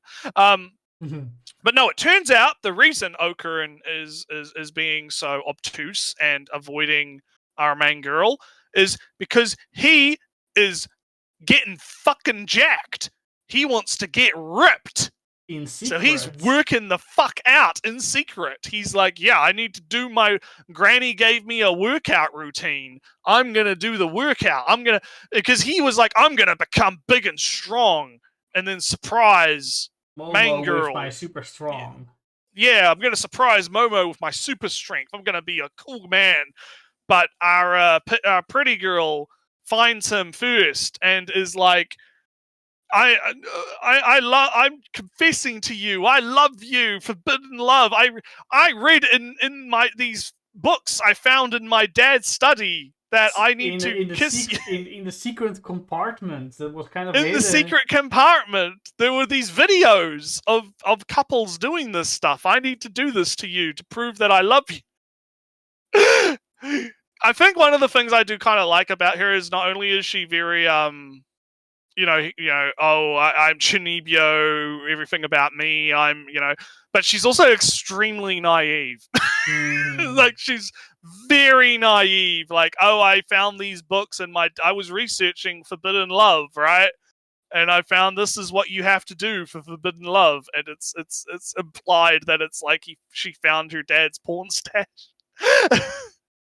And it's like, in these they kissed and then they did the thing, and Ocarina is like, bitch, you fucking crazy, get away from me. Like, straight up, he's like, bitch, get the fuck away from me. I'm not interested. If you've ever seen the Chainsaw Man meme where the girl like goes up to the guy and is like, how big's your one, boy? And the guy's like, small, leave me alone. that's Ocarine right now. He's like, bitch, get away from me. Be gone, fought, right? I'm trying to work out. But yeah, so this leads to the misunderstanding. Momo is all sad because Momo is like, oh. Also, Momo is going through a mood, as they say. Yeah, a little bit. I didn't capture it anywhere here, but first stand up and scream in agony, then punch yourself, then she goes through a bit. She's having a bit of a mental breakdown. Yeah, she's fucking 3 of the 5 stages of grief in all of 5 seconds. Yeah, she's having a bit of a moment. And yeah, so as they're having we're showing, Ocarina's like, yeah, I shouldn't have lied to her. This is my fault. I need to take responsibility. Honestly, a really rare kind of like realization in this kind of thing, right? Because he's like, yeah, no, I did fuck up. I shouldn't have lied to her. I should have just said I was working out, right? Instead of saying that it was the book club. Like, she's right. I did lie to her, right? So very interesting kind of way that went. I forgot to mention it because it's 3 weeks by now. The show Naretsu very much doesn't care for the normal shame things, right? There's a lot of, alright, Okarun, we're going to find your balls. Hey, look, Okarun, here's your ball. Yeah, here's your ball. Oh, yeah, we missed the part where they put the ball back in his balls. Yeah. They play baseball with the ball. Fortunately, Grandma misses, but still. Yeah. It's quite funny. So in one episode back, so girl's dead, right? She's dead. So, oh no, Okarun, do CPR. Actually, lips on lips kissing right away. Yes. And does Momo go from, oh no, Okarun is kissing a girl? What? But no, there's no time to be concerned with kissing, Yes. quotation marks. Yeah. Just like there's no time to be really concerned about, oh no, I am in my underwear. There's aliens over there kidnapping me. There's no time to be ashamed for being in underwear. Yeah. I have to. We got a job. We got a job to do. We got a job to do. So, all right, Okroon, we're going to find your dick. We're going to find your balls. Your sense of privacy is compromised somewhat, but it's fine. You saw me in underwear. That was also kind of an emergency. This is also kind of an emergency. Oh, CPR. Oh, alright, Okroon, go kiss the pretty girl. Quotation marks. Yeah. And I have a feeling, Naretsu, that since Okroon is going very much naked in this episode, that yes, that's alright. Okroon, you're naked. We'll have to deal with that, I guess. But we have a job to do right now again. Yeah. So I'm So I guess we should transition into the aliens are back, boys. Yeah, I was missing them. I was missing them too. I'm glad they're back because we get looking at the OP, right? You kind of see all the aliens in order, or all the adversaries in order. First it's Grandma, then it's Crab, then then it's Sumo. Alright, no, Sumo Man at the we have the Sumo Man, the group of aliens. Then it's the Sumo, then it's the Crab. Then you have a little bit of Grandma in between. Doesn't matter. Then you have what was it then? Oh yeah, then you see of course the shot of Silky with the hair sweeping around in the almost spiral. And then it's a boxing guy and snake thing, laser shooting thing. Yeah, so we'll see. Yeah, so we'll we'll see who comes up. But basically, what happens is the aliens are back and they've trapped all of our spiritually inclined protagonists, including Pretty Girl, because she is now spiritually psychic. Inclined, yeah, spiritually inclined, right?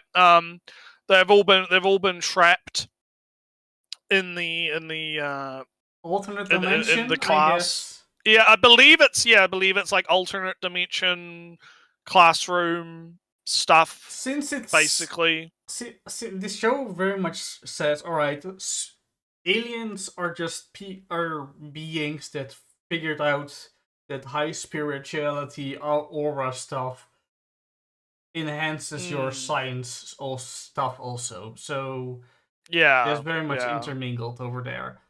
But I feel I feel that 1 second longer. I feel that the aliens just kind of shifted their reality sideways for a second. And when all this is over, they're going to shift sideways back into reality. Right. So what ends up happening is we have two things going on. We have Momo having to deal with literal Shin Godzilla, and it is a reference to Shin Godzilla. I very much caught her. I did point and say it's from You did that. I understood that. I did understood the reference. Well, it's two references because it's I believe it's also Loch Ness Monster a little bit. Although I've heard that they fight Loch Ness later in the show, so it could be a either or. Like it's kind of both, right? I mean, a little bit. Yeah, kind of, maybe. Who knows? Maybe it's Who knows? Same, we'll see what happens. Same species later on, but bigger or smaller. Yeah, maybe, yeah. So basically, we have Shin Godzilla who detects Momo through the vibrations in the water. Yeah, and uses a giant fuck you laser beam to fucking cut half the classroom in half, right? And blow up the classrooms. Luckily, our girl doesn't get injured, but is, still in trouble. Little bit in trouble. Meanwhile, Ocarine and Pretty Girl are together, and they get confronted by Boxing Crab. Well, no, not crab. It's meant to. I believe it's meant to be like the boxing shrimp. The one. Yeah. I have two small theories, Naretsu. The boxer guy says Chica Chita. Yes, he's singing his little song. Yeah, but He's singing a Chica Chita is a brand of bananas.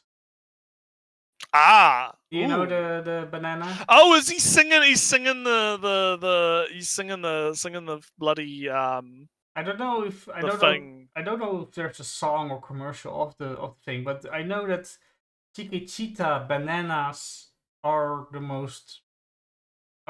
bananas. The banana of the Banana Republic.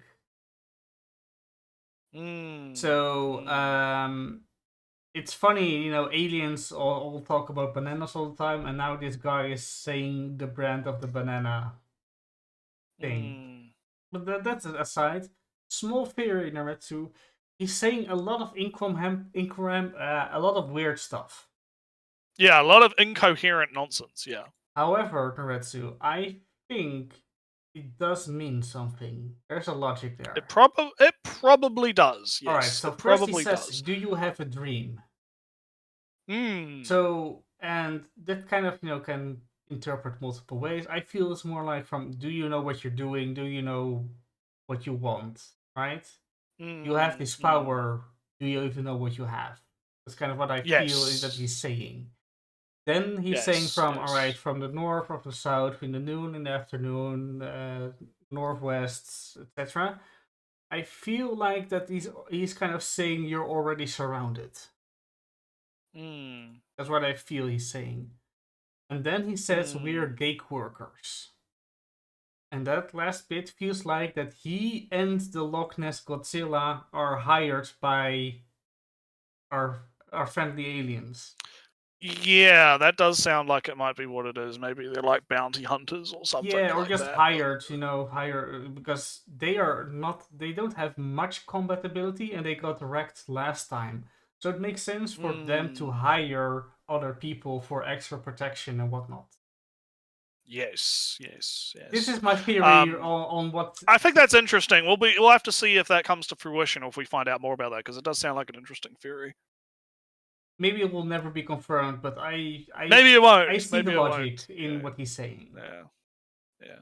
So pretty much, the aliens show up.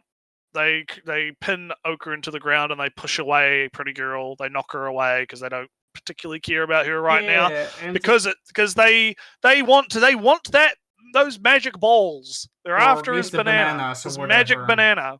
Yeah, his magic banana is apparently worth a bit to them, because they explain, we've never encountered someone who can use spiritual powers to fuck up our technology before. We want to incorporate that into ourselves, because their whole thing is they are wanting to incorporate different species stuff into them. They are at the evolutionary dead end and they want to get out of it. So Yeah. they're just going to... And they want to get out of it, yeah. So they're in the process of stripping Ochre and they're going to take his banana.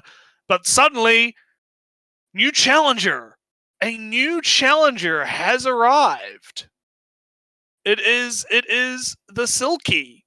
However, it is not the Silky. It is Pretty Girl, who has the powers of the Silky because of the mana. Yes. So now it's like, oh god, this is getting out of hand. Now there is two of them. Aliens will be very concerned. Yeah. Yeah, very concerned. This is getting out of hand. Now there is two of them. So yes, and that's where our episode ended, with the introduction of ballet dancer Silky Pretty Girl. Also, Ayla, what this Pretty Girl's name, of course. Yeah, it's still very much I am chosen. Oh damn, I have superpowers? It seems like I'm actually chosen. Yeah, I am chosen.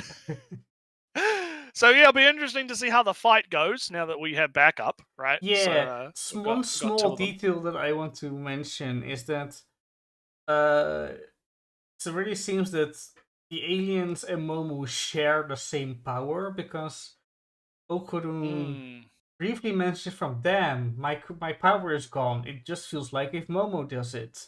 Yeah, he drops that little hint, that little crumb, that little tiny Well, we kind of already knew that Momo and these aliens have a kind of a similar power mechanic. But it's kind of, maybe a good confirmation from, they can do the same things that Momo kind of can do. Because, pushing somebody down invisibly is what Momo can also do. You could, grab do the hands and then push you onto the ground or something. Yeah. Or pull, lift you up. That's Momo can do that easily. So aliens can do that. All right, makes sense.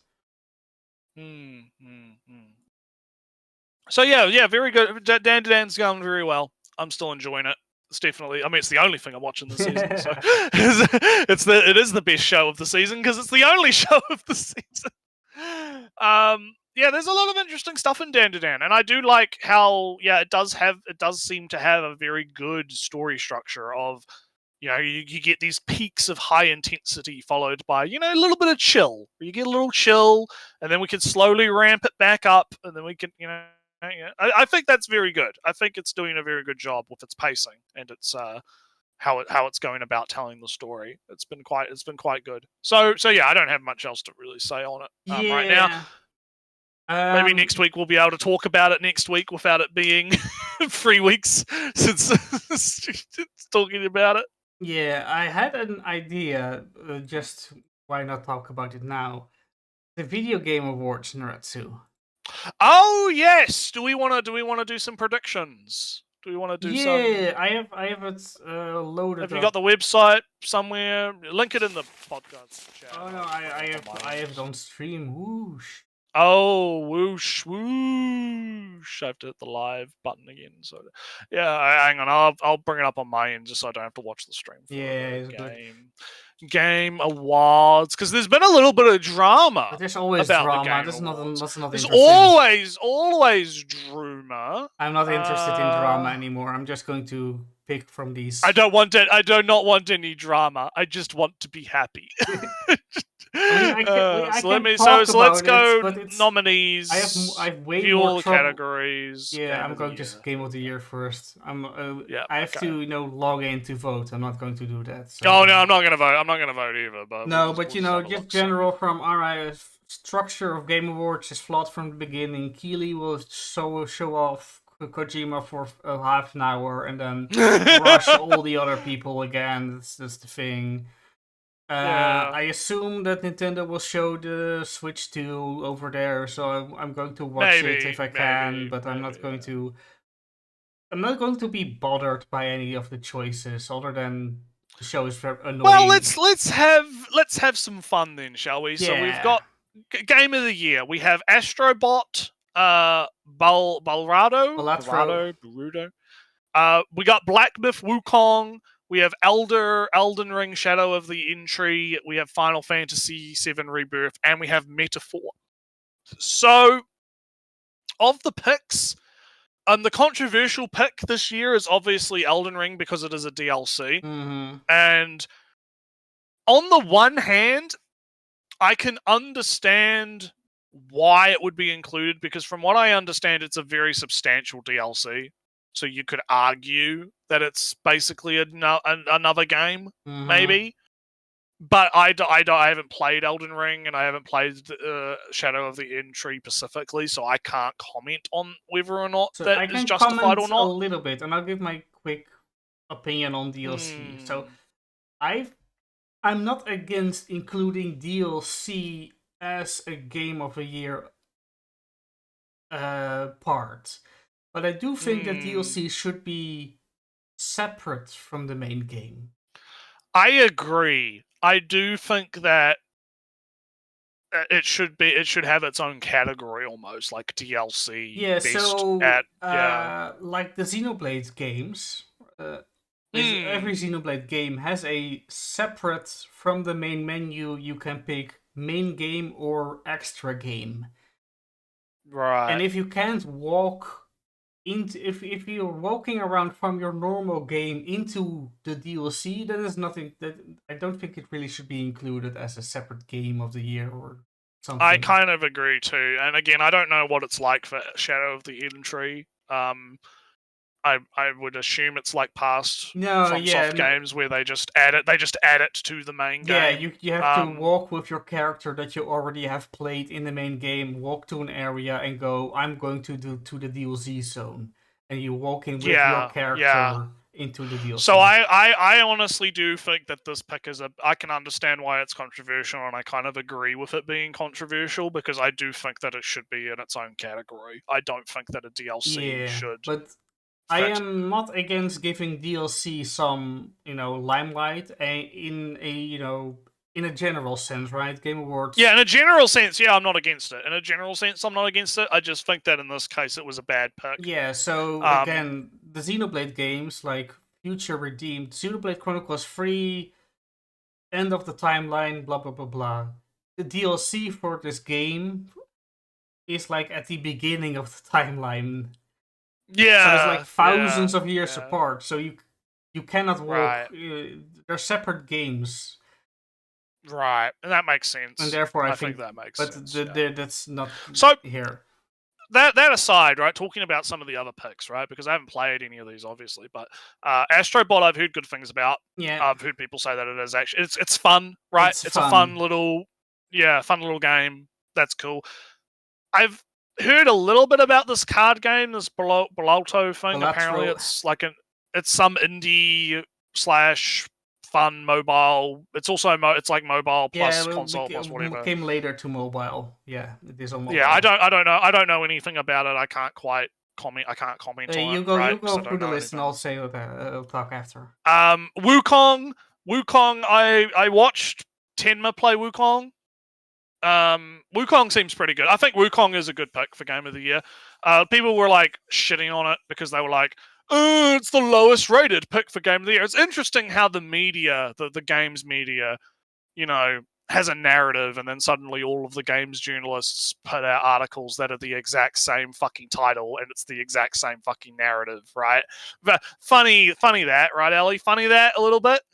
I don't know about that. But no, I think Wukong is deserving of it, because from what I saw of watching Tenma play through the whole game, right? Like, I watched her play the whole fucking thing, right? It definitely, like, it looks good. It looks like it has fun and engaging gameplay. You can play the game differently based on what stances you use and what you invest your points into, right? Like, what type of fighting style you have as Wukong, right? How you play it. There's a lot of, like, freedom in it, right? And overall, it does seem like a very good AAA experience, right? Yeah. So I think it's deserving of the spot. I think it deserves the spot. I don't know if it deserves Game of the Year entirely, because I haven't played it myself or whatever. But based on what I've seen, I think it at least deserves to get mentioned, right? Yeah.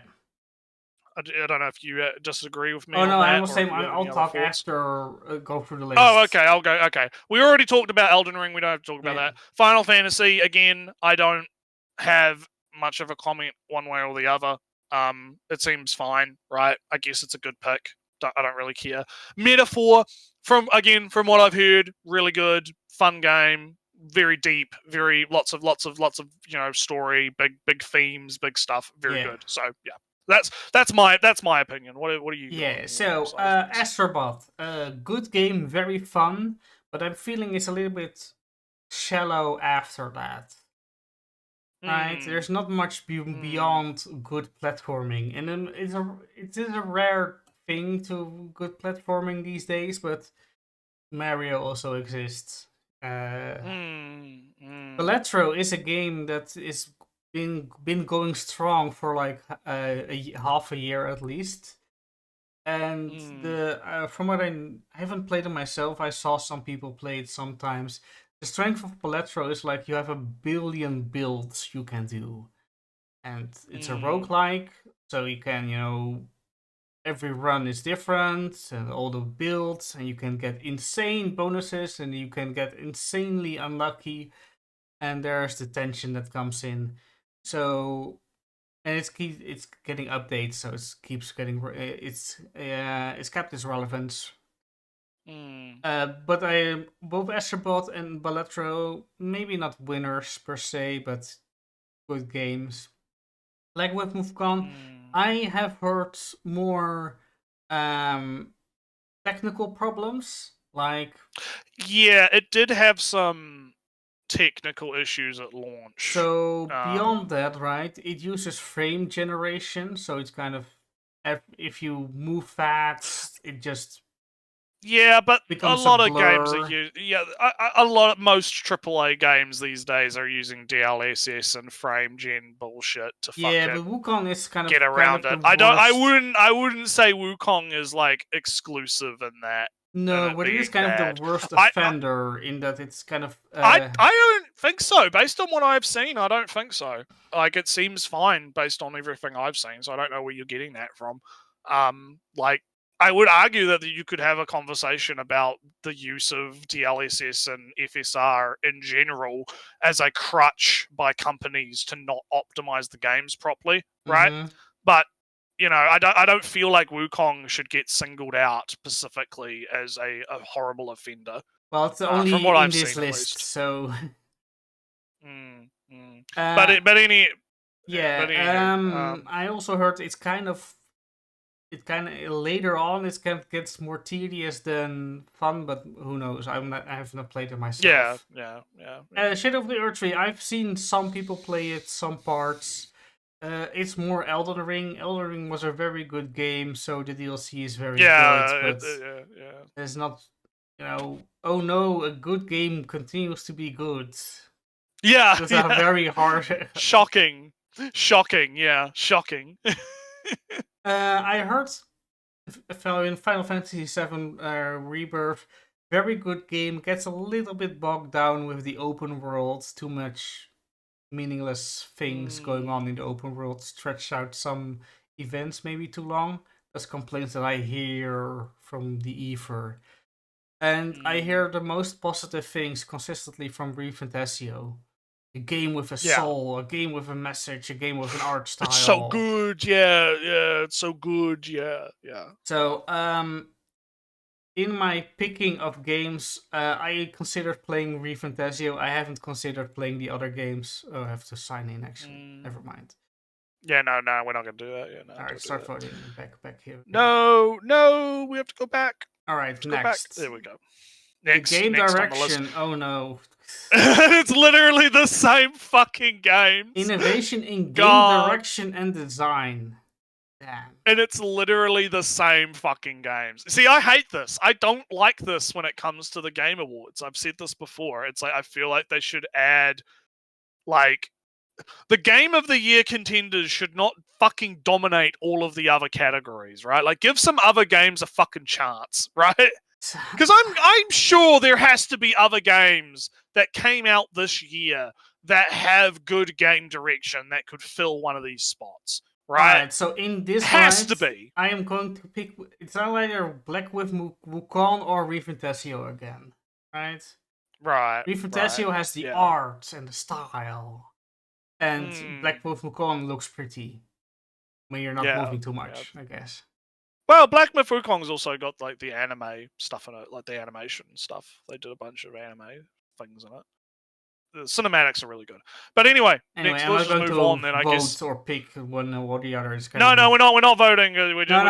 My pick in the Game of the Year was definitely ReFantasio, but I'm not, feeling really picking in narrative. Right, finally, narrative. There's more contenders to talk about. So we got Final Fantasy, we got Dragon, Like a Dragon, we got Metaphor again, Senua Saga, and Silent Hill. Don't really have much to comment, honestly. Like, I haven't played, because I don't know anything about the narratives for the games, so it's not like I can say one way or the other which is good or bad. And so I don't really have a pick of who I'd want to win, right? Like, really. Yeah, so Final Fantasy is Final Fantasy. Like a Dragon Infinite Wealth is... You have to, from what I know, right? Sorry.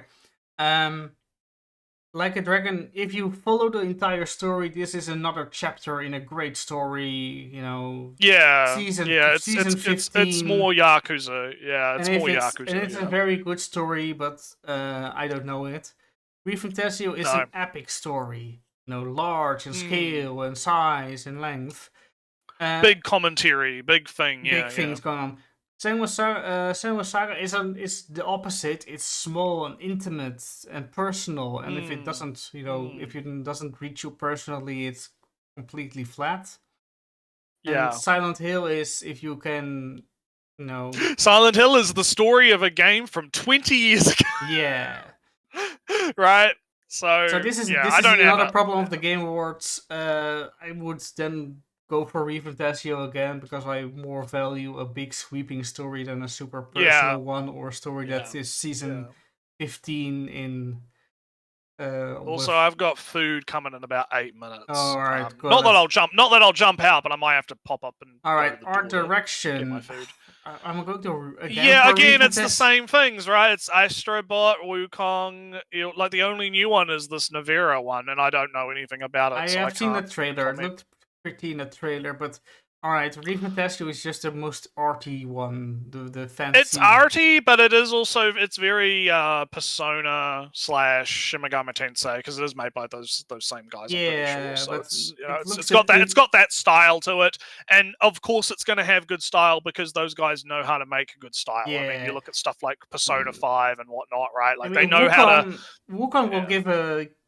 Wukong looks pretty. It will get a mention. It will get a nod from me, but I would argue that Wukong, like, if we're talking about like, I do think it has good art direction. Like it has its own. It has its own style. It's very it is very based in Chinese mythology, and so a lot of it is very Chinese based, right?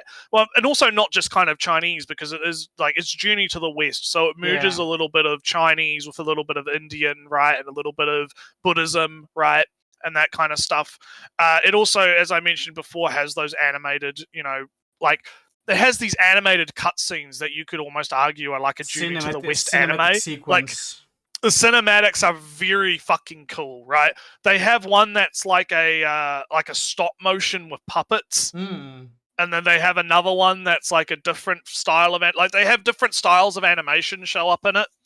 And they got like some pretty big animators to work on it. I would recommend actually just going and watching like the Black Myth Wukong ending chapter cinematics because what they are is they're kind of like somewhat telling they somewhat tell the story of the chapter in a sense, like the history of what happened, right, in that chapter in a sense. So they're quite interesting. They are very interesting. Like fuck me, the one with the Bull King is so fucking tragic and crazy. It's fucking great. So I would argue that Wukong, I would give it to Wukong personally. I mean, it would be. I reckon it's between Wukong and Metaphor. Yeah, that's like my opinion. Most things up to most now. people are probably going to put it between those two. Yeah, because I do think like, yeah, I do think that it deserves a little bit of that. Yeah. Right. But anywho, what's next? Next score category. Music. This is hard because I haven't listened. Hey, to any Stellar of Blade gets a mention. No. People have been like, "Oh, why didn't Stellar Blade get nominated for Game of the Year or whatever?" It's like, well, I mean, I don't know. I heard it's not as good as Nier Automata, and that means all right. That kind of and that makes me know where it kind of falls. I don't know. I haven't listened to. Yeah, I don't know songs. either. I don't really. I don't I'm just listen going to to any of them, skip. Audio design. Same difference. Haven't played. Can't but tell, the guns right? sound very nice, though. All right, I'm going to skip. Voice actors. I haven't heard any of these people, so it's unfortunately a skip for me. Yeah, I don't know. Inaccessibility. Innovation. Oh yeah, it's my favorite fucking category. But I don't know what the accessibility features Yeah, I are. don't know what they did. Yeah, I don't know what they did. What accessibility features did they do? I'm also going to have to go and grab my door in a second. So, games for innovation impact, and access. social. Oh yeah, this is the social justice. Whatever. I heard Life is Strange is a funny meme because the main character in the first game gets cucked. So I don't. Funny memes aside, I don't have any. And I liked the message of Zhao, but that's the only really mad thing that I really know of. All right, I'm gonna go mute for a quick sec because my stuff's arriving at my door. So I will be back in a sec. I'll go vote in Neretsu's stats. All his votes belong to me. Best ongoing. Award for outstanding development evolves with player experience over time. What would be good? I mean, I played Helldiver, so that kind of gets my vote in that sense. But it's kind of hard. I'm just going to. Helldivers really feels like they want to be better. And I don't really feel that from the other ones. That kind of feel more from, alright, how can I get more money out of Diablo players without making them too angry? And Final Fantasy XIV is very much from, alright, next expansion. Hope they liked it. And Fortnite is just Fortnite, Battle Pass, get your Battle Passes, and Destiny. I haven't heard much good things coming out of Destiny, more like grumples and gripes. Not that that happens with Helldivers 2, but it really seems that Bungie is on the edge of complete bankruptcy and absorption by Sony, while Helldivers is, hey, we want to be So good. what are we? Yeah, I have returned. What? So best ongoing? I take it we're talking about. I was just from. Yeah, Helldivers kind of dropped off. Yeah. No, I was saying that like Helldivers is kind of my choice here. All right, to quickly repeat myself because I was talking. Well, I mean, well, no, you don't have to repeat yourself, but I'll just say my piece, right? Out of the selections here, I would probably give it to Helldivers 2, despite the controversies, because I think that because they're trying, right? Hey, that was they're my fucking exact. trying. That was my exact point, right? Bungie is Yeah. on the cliff edge and almost dying, and I don't think it will be. I'm not hearing that much good things about it. Diablo is just Blizzard is just milking you without making you too angry. Final Fantasy XIV, good game, good expansions, but they're just working on their own terms, not really evolve with the player experience. But Fortnite is just Battle Pass. It's just a meme. It's just a meme. And Helldivers, Arrowhead wants to try. They try, and therefore they want this best ongoing. Community support. All right. Interesting category. I wouldn't give it to I would agree. I would give best ongoing to Helldivers, but I don't know if I'd give community support to Helldivers based on how. Yes, they've been trying, but they haven't.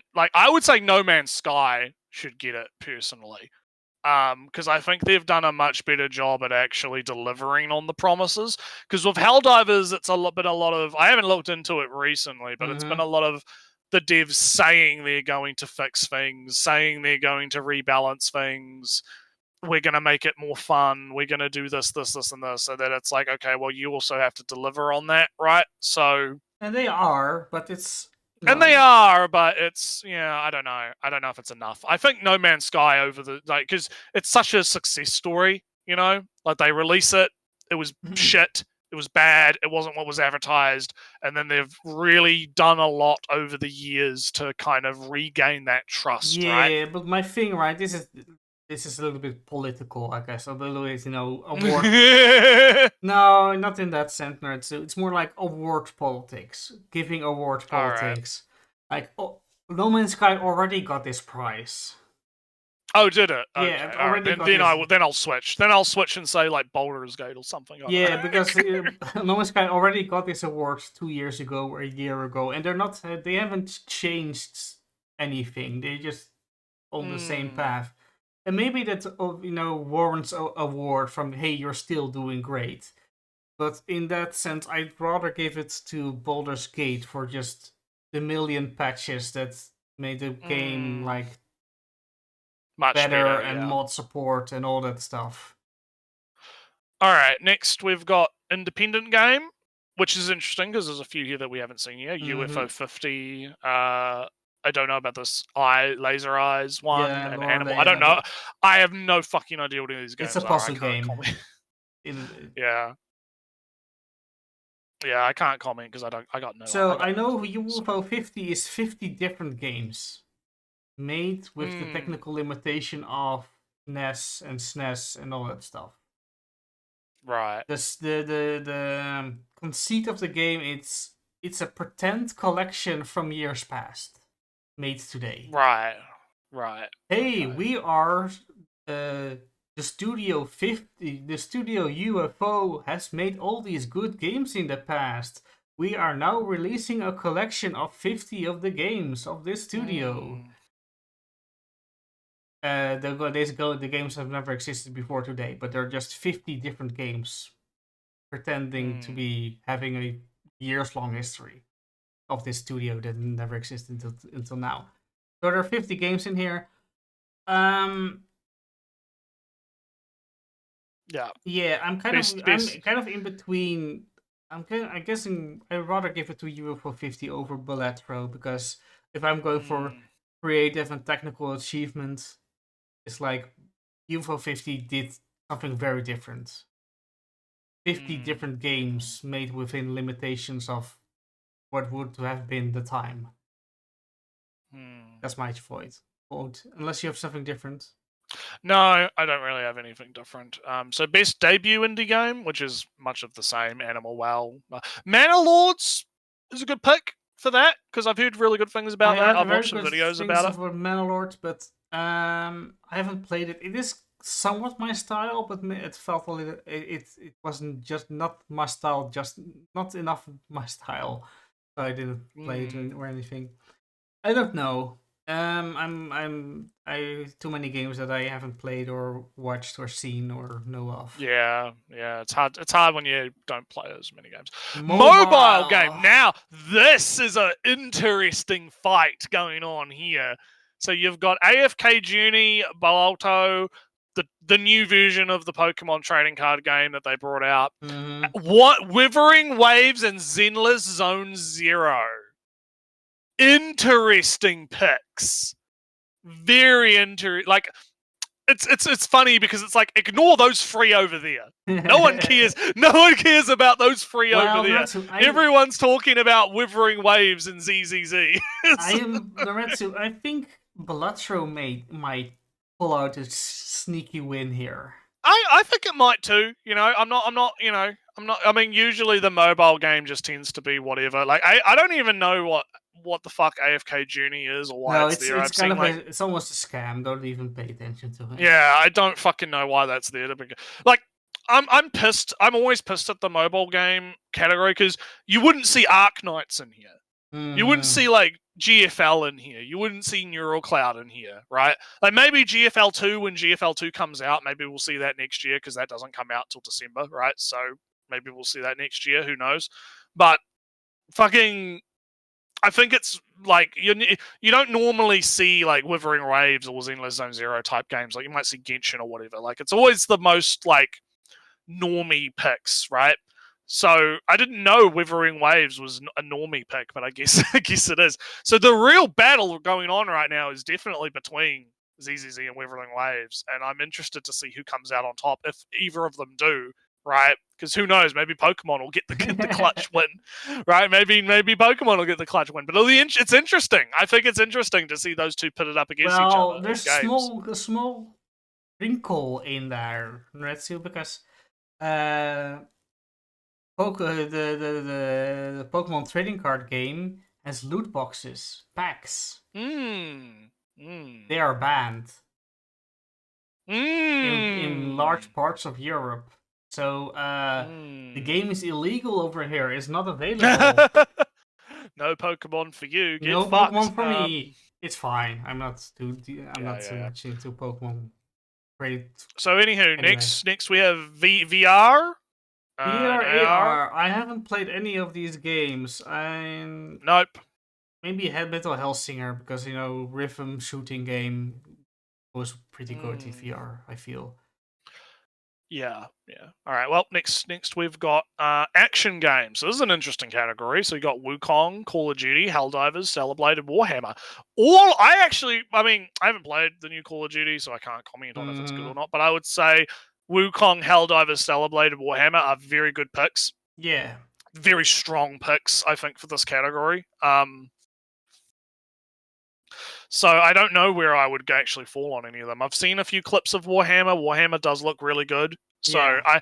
I feel like it's going to be probably a Warhammer it's a 4-way fight between them because unless Call of Duty gets it because Call of Duty. marketing or whatever, Call of Duty, right? I think it's a 4-way fight between those four. I don't know. I think they're evenly matched personally. This is kind of an award matched. that I kind of want to see, right? This is a lineup. This is a fight. This is a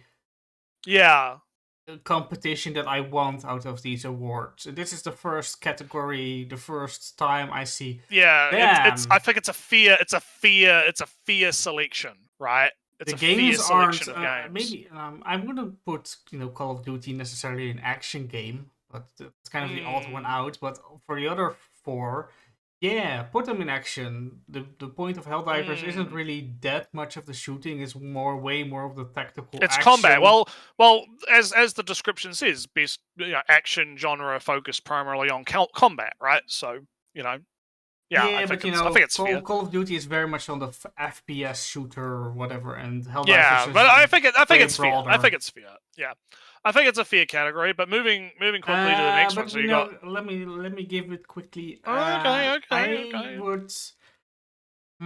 It's kind of action. I have a vision with action games. It's more like Stellar Blade and Wukong, so it's kind of between those two in general. I haven't played either, but I feel like there's a little bit more interesting things going on with Stellar Blade, with more boss fights and whatnot. Alright. Something like that. Action adventure, combining combat with traversal and I feel like this is a weird separation. I would just say adventure instead of action adventure because you've already got action. Yeah, but adventure games are also names, I don't know, but out of whatever. I don't know any. I mean, I reckon Zelda maybe on this one because you were telling me the Zelda game's pretty good. The Zelda is pretty good, but I'm hearing also very good things about Prince of Persia. So it's kind of between these two, and I don't think Astrobot really counts in there, but doesn't really fit. I would give it to Zelda because I know Zelda and Zelda is very good. But I wouldn't be surprised if Prince of Persia gets away with it. So moving on to Best RPG, another very hotly contested category. Of these picks, I don't feel Dragon's Dogma because Dragon's Dogma was one of those games that kind of came out and people talked about it and then it had some issues also in. It wasn't great. It wasn't great from what I remember. Like it came out, it was talked about a little bit, and then it kind of disappeared, and people stopped talking about it. I don't think that Shadow of the Erdtree is good because of its RPG element. So it kind of. Yeah, I think that it's a bit. Yeah, I feel like it's a bad pick for this, definitely. Final Fantasy, I'm not too sure on. Like a Dragon, okay, fine. But I think Metaphor should get Best RPG. Metaphor is good because of its RPG element, therefore it should. Yeah, probably. I agree. I agree with you. I think it should go to that. Fighting games, don't care, don't know anything about. Tekken is the best fighting game, so it should be. Also, I guess, Multiversus is cheating because it came out, it was placed, it got a nominee in the Game Awards, and then it got pulled back out. Oh no, sorry, the game is trash. We're going to fix it now, and then it came out again, and people still hate it. So, right, yeah, why is it here for a second time when? Feels a bit bad, yeah. Right, next we got Best Family, which the Nintendo is, category. For the first time ever, there are games other than Nintendo games in this category. Yeah, we've got the I don't know anything about this Plucky Square game, so I don't know anything about it. I mean, I haven't played any of them. It might get a win. I know it might, maybe. Yeah, all right. Well, also, yeah, but Mario Party is a very good bet in general. Right. Sim Strat. Yeah, here we go. This is your category. Age of Mythology, Frostpunk. I think isn't that one? Yeah, Kusugami, Manalos. Good picks all round. Yes. I think Unicorn Overlord's going to win. I want Unicorn Overlord to win. I'm with you. I'm rooting for you. I'm rooting for you with the Unicorn Overlord. I'm rooting for you. Definitely rooting for you. There is a chance, though, that it might go to Frostpunk because it's kind of it's good, it's I've- stylish. Yeah, I've heard it's good. I have to watch some more of it because it seems alright. Yeah, Mandalords is also a good pick because I've seen some good stuff from Mandalords. So, yeah. And maybe Hang on, wait a minute. Slavic Magic. yeah, that's the Great name. Great name that's for the developer, and Hooded Horse is the publisher. is the publisher. Yeah, good name. I like it. Slavic Magic. That's great. All right, moving along. We got sports and racing. Who cares? Multiplayer. Here we go. I'd give that to Warhammer because the co-op in Warhammer is apparently quite fun, and the multiplayer in Warhammer is apparently quite fun. So I might give that to Warhammer. Again, Helldivers. I would have given it to Helldivers if they hadn't have like kind of fucked it up, right? I think if they hadn't have like fucked it up, I probably would have gone with Helldivers. It does say for the outstanding multiplayer gameplay, and that kind of feels like it's going to be Call of Duty because Call of Duty is more multiplayer than anything else. Yeah, I would like to see Warhammer though, because I've heard good things about both the multiplayer and the co-op. So it's like both. So Yeah, I would go with that personally. Personally, I would say that Helldivers has been the most interesting in the multiplayer. You know, the coordination, the things, the stratagems, the helping each other out, combinations. Yeah, I guess you're not wrong there. Yeah. So in my heart, we'll see how it goes. My pick would be Helldivers, and I see Call of Duty actually winning. And, all right, Right. Retsu, this is. When I saw this in Retsu, I was outraged. I was Outraged. You were outraged. All my nonchalant, I don't care anymore about the Game Awards was like, but all right, I said I didn't care, but now look at this is just goddamn commercials. Disgusting commercialization. How dare? I thought I didn't believe I had some dignity for the Game Awards, but I saw this and I thought, damn, they had no dignity at all. I didn't know they could stoop so low. You explain to us why it's so offensive. Why don't you give us? I thought I didn't had a bar low for and they went lower for. Right. Well, why is that? Give us a. Because this isn't gaming at all.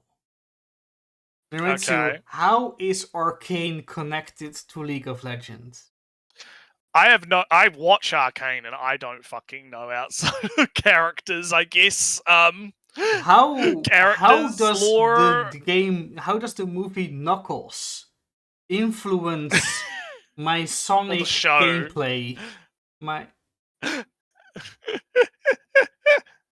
I mean, okay, look, I will grant you that it is like advertising, big thing or whatever. Not really video game. It is video game related, kind of. All right, maybe. But no, I'm not. This was like to repeat myself. I had a bar set low, so low that I didn't see it for the Game Awards, and suddenly I see this and I trip over a bar that I thought I didn't have. So to talk seriously about this though, I think Arcane's gonna win. I heard good things about Fallout, but I think Arcane's gonna win. Arcane is the most impressive out of all of them. Yeah, and I have been watching the new Arcane, and it has been pretty good. So, I haven't been watching the Arcanes, but right, most anticipated game, Kojima. All right, Kojima's Wild Ride, Ghosts of Yahweh, Grand Theft Auto, Metroid. As much as I probably would agree with you, Metroid, right? This is my personal. That would be because I care a bit more about Metroid as well, a little bit. Deep in my heart, I might not be a Nintendo gamer anymore, Ali, but deep in my heart, I have my fond memories of playing Prime on the Wii, right? I've got my, I have my Prime, deep in my heart, right? Oh, deep in my heart. So I'm in my heart, I want Metroid. It's probably going to go to Kojima or Grand Theft Auto. Let's be real. Not GTA. Well, no, because GTA is the normie pick, right? Like Or the most maybe. popular fucking game franchise of all time, or whatever, normie pick, right? Also, I can see. I'm reading the definition qualifying. Yeah. Announced game that then demonstrably illustrate potential to push the gaming medium forwards. That just feels like a GTA or Death Stranding. If you Yeah, that's believe what. That's why Kojima. I'm taught. I reckon in reality it's going to be one of those two. Because Ghost of Yahweh just seems like more Ghost of Tsushima, right? Just it's more of the good. It's good, right? But it's more of the good thing. Terrible. Same with Monster Hunter. It's like just more of the good thing. I don't see how it's going to push gaming forward. Metroid, we'll have to see, right? Hope, never lose hope, right? Never lose hope. But GTA and Death Stranding are going to be pretty big, so yeah, that's what I reckon. Oh, good, the best category. Oh no. All right, so who we got? We got nobody, and Pekora. There's the joke that all of these four have like could triple Pekora's subscriber numbers. I don't know. But Pekora's gonna win. There's gonna be Ellie. There's gonna be riots in the streets if Pekora doesn't win. Okay, there's going to be actual riots. Yeah, but we all know why Pekora is in here. Yes, we do. It's funny. It's Kojima. Yeah. Kojima goes to Jeff Keighley and is like, "You listen here, you little shit. I will never come to a Game Awards again if you do not give Content Creator of the Year to Pekora. You will give it to Pekora." But there is a curse upon this award. Yeah, there is. Yeah. Have you know of the curse? No, well, not specifically, but I know that people vaguely talk about it. Curious. Yeah. You know, the previous winner of this award included, I believe, The Completionist. Oh yeah. And Boogie. Big dramas. And Total Biscuit, yeah. Oh no. And no, it's more like Boogie won the awards, The Completionist won the award, I believe, and some other guy who won the award.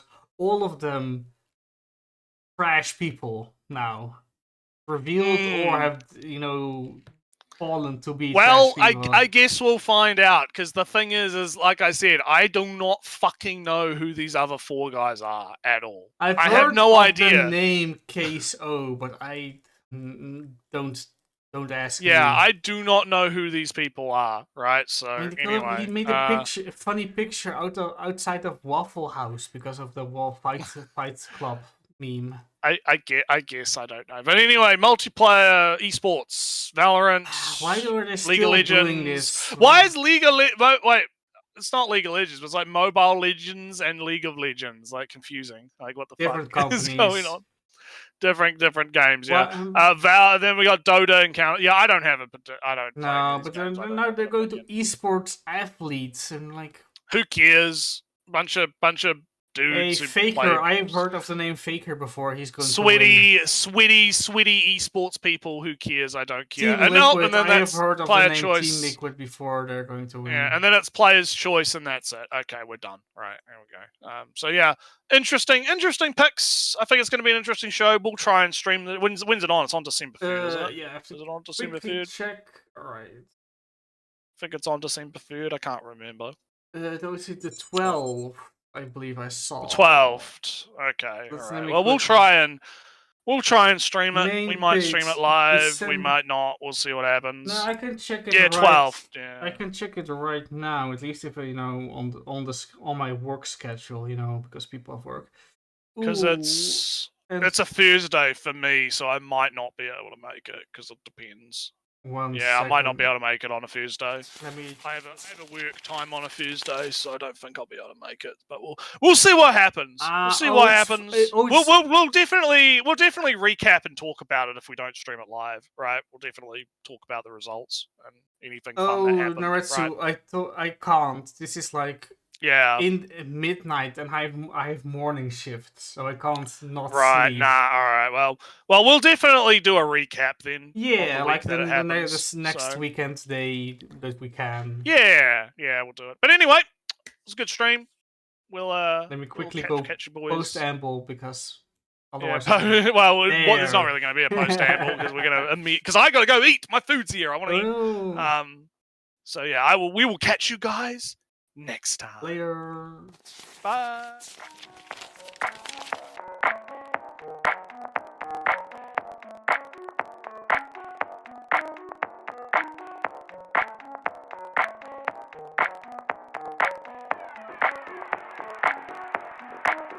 Oh yeah, Alarion, yeah, it's true. They don't get nominated. It's very sad.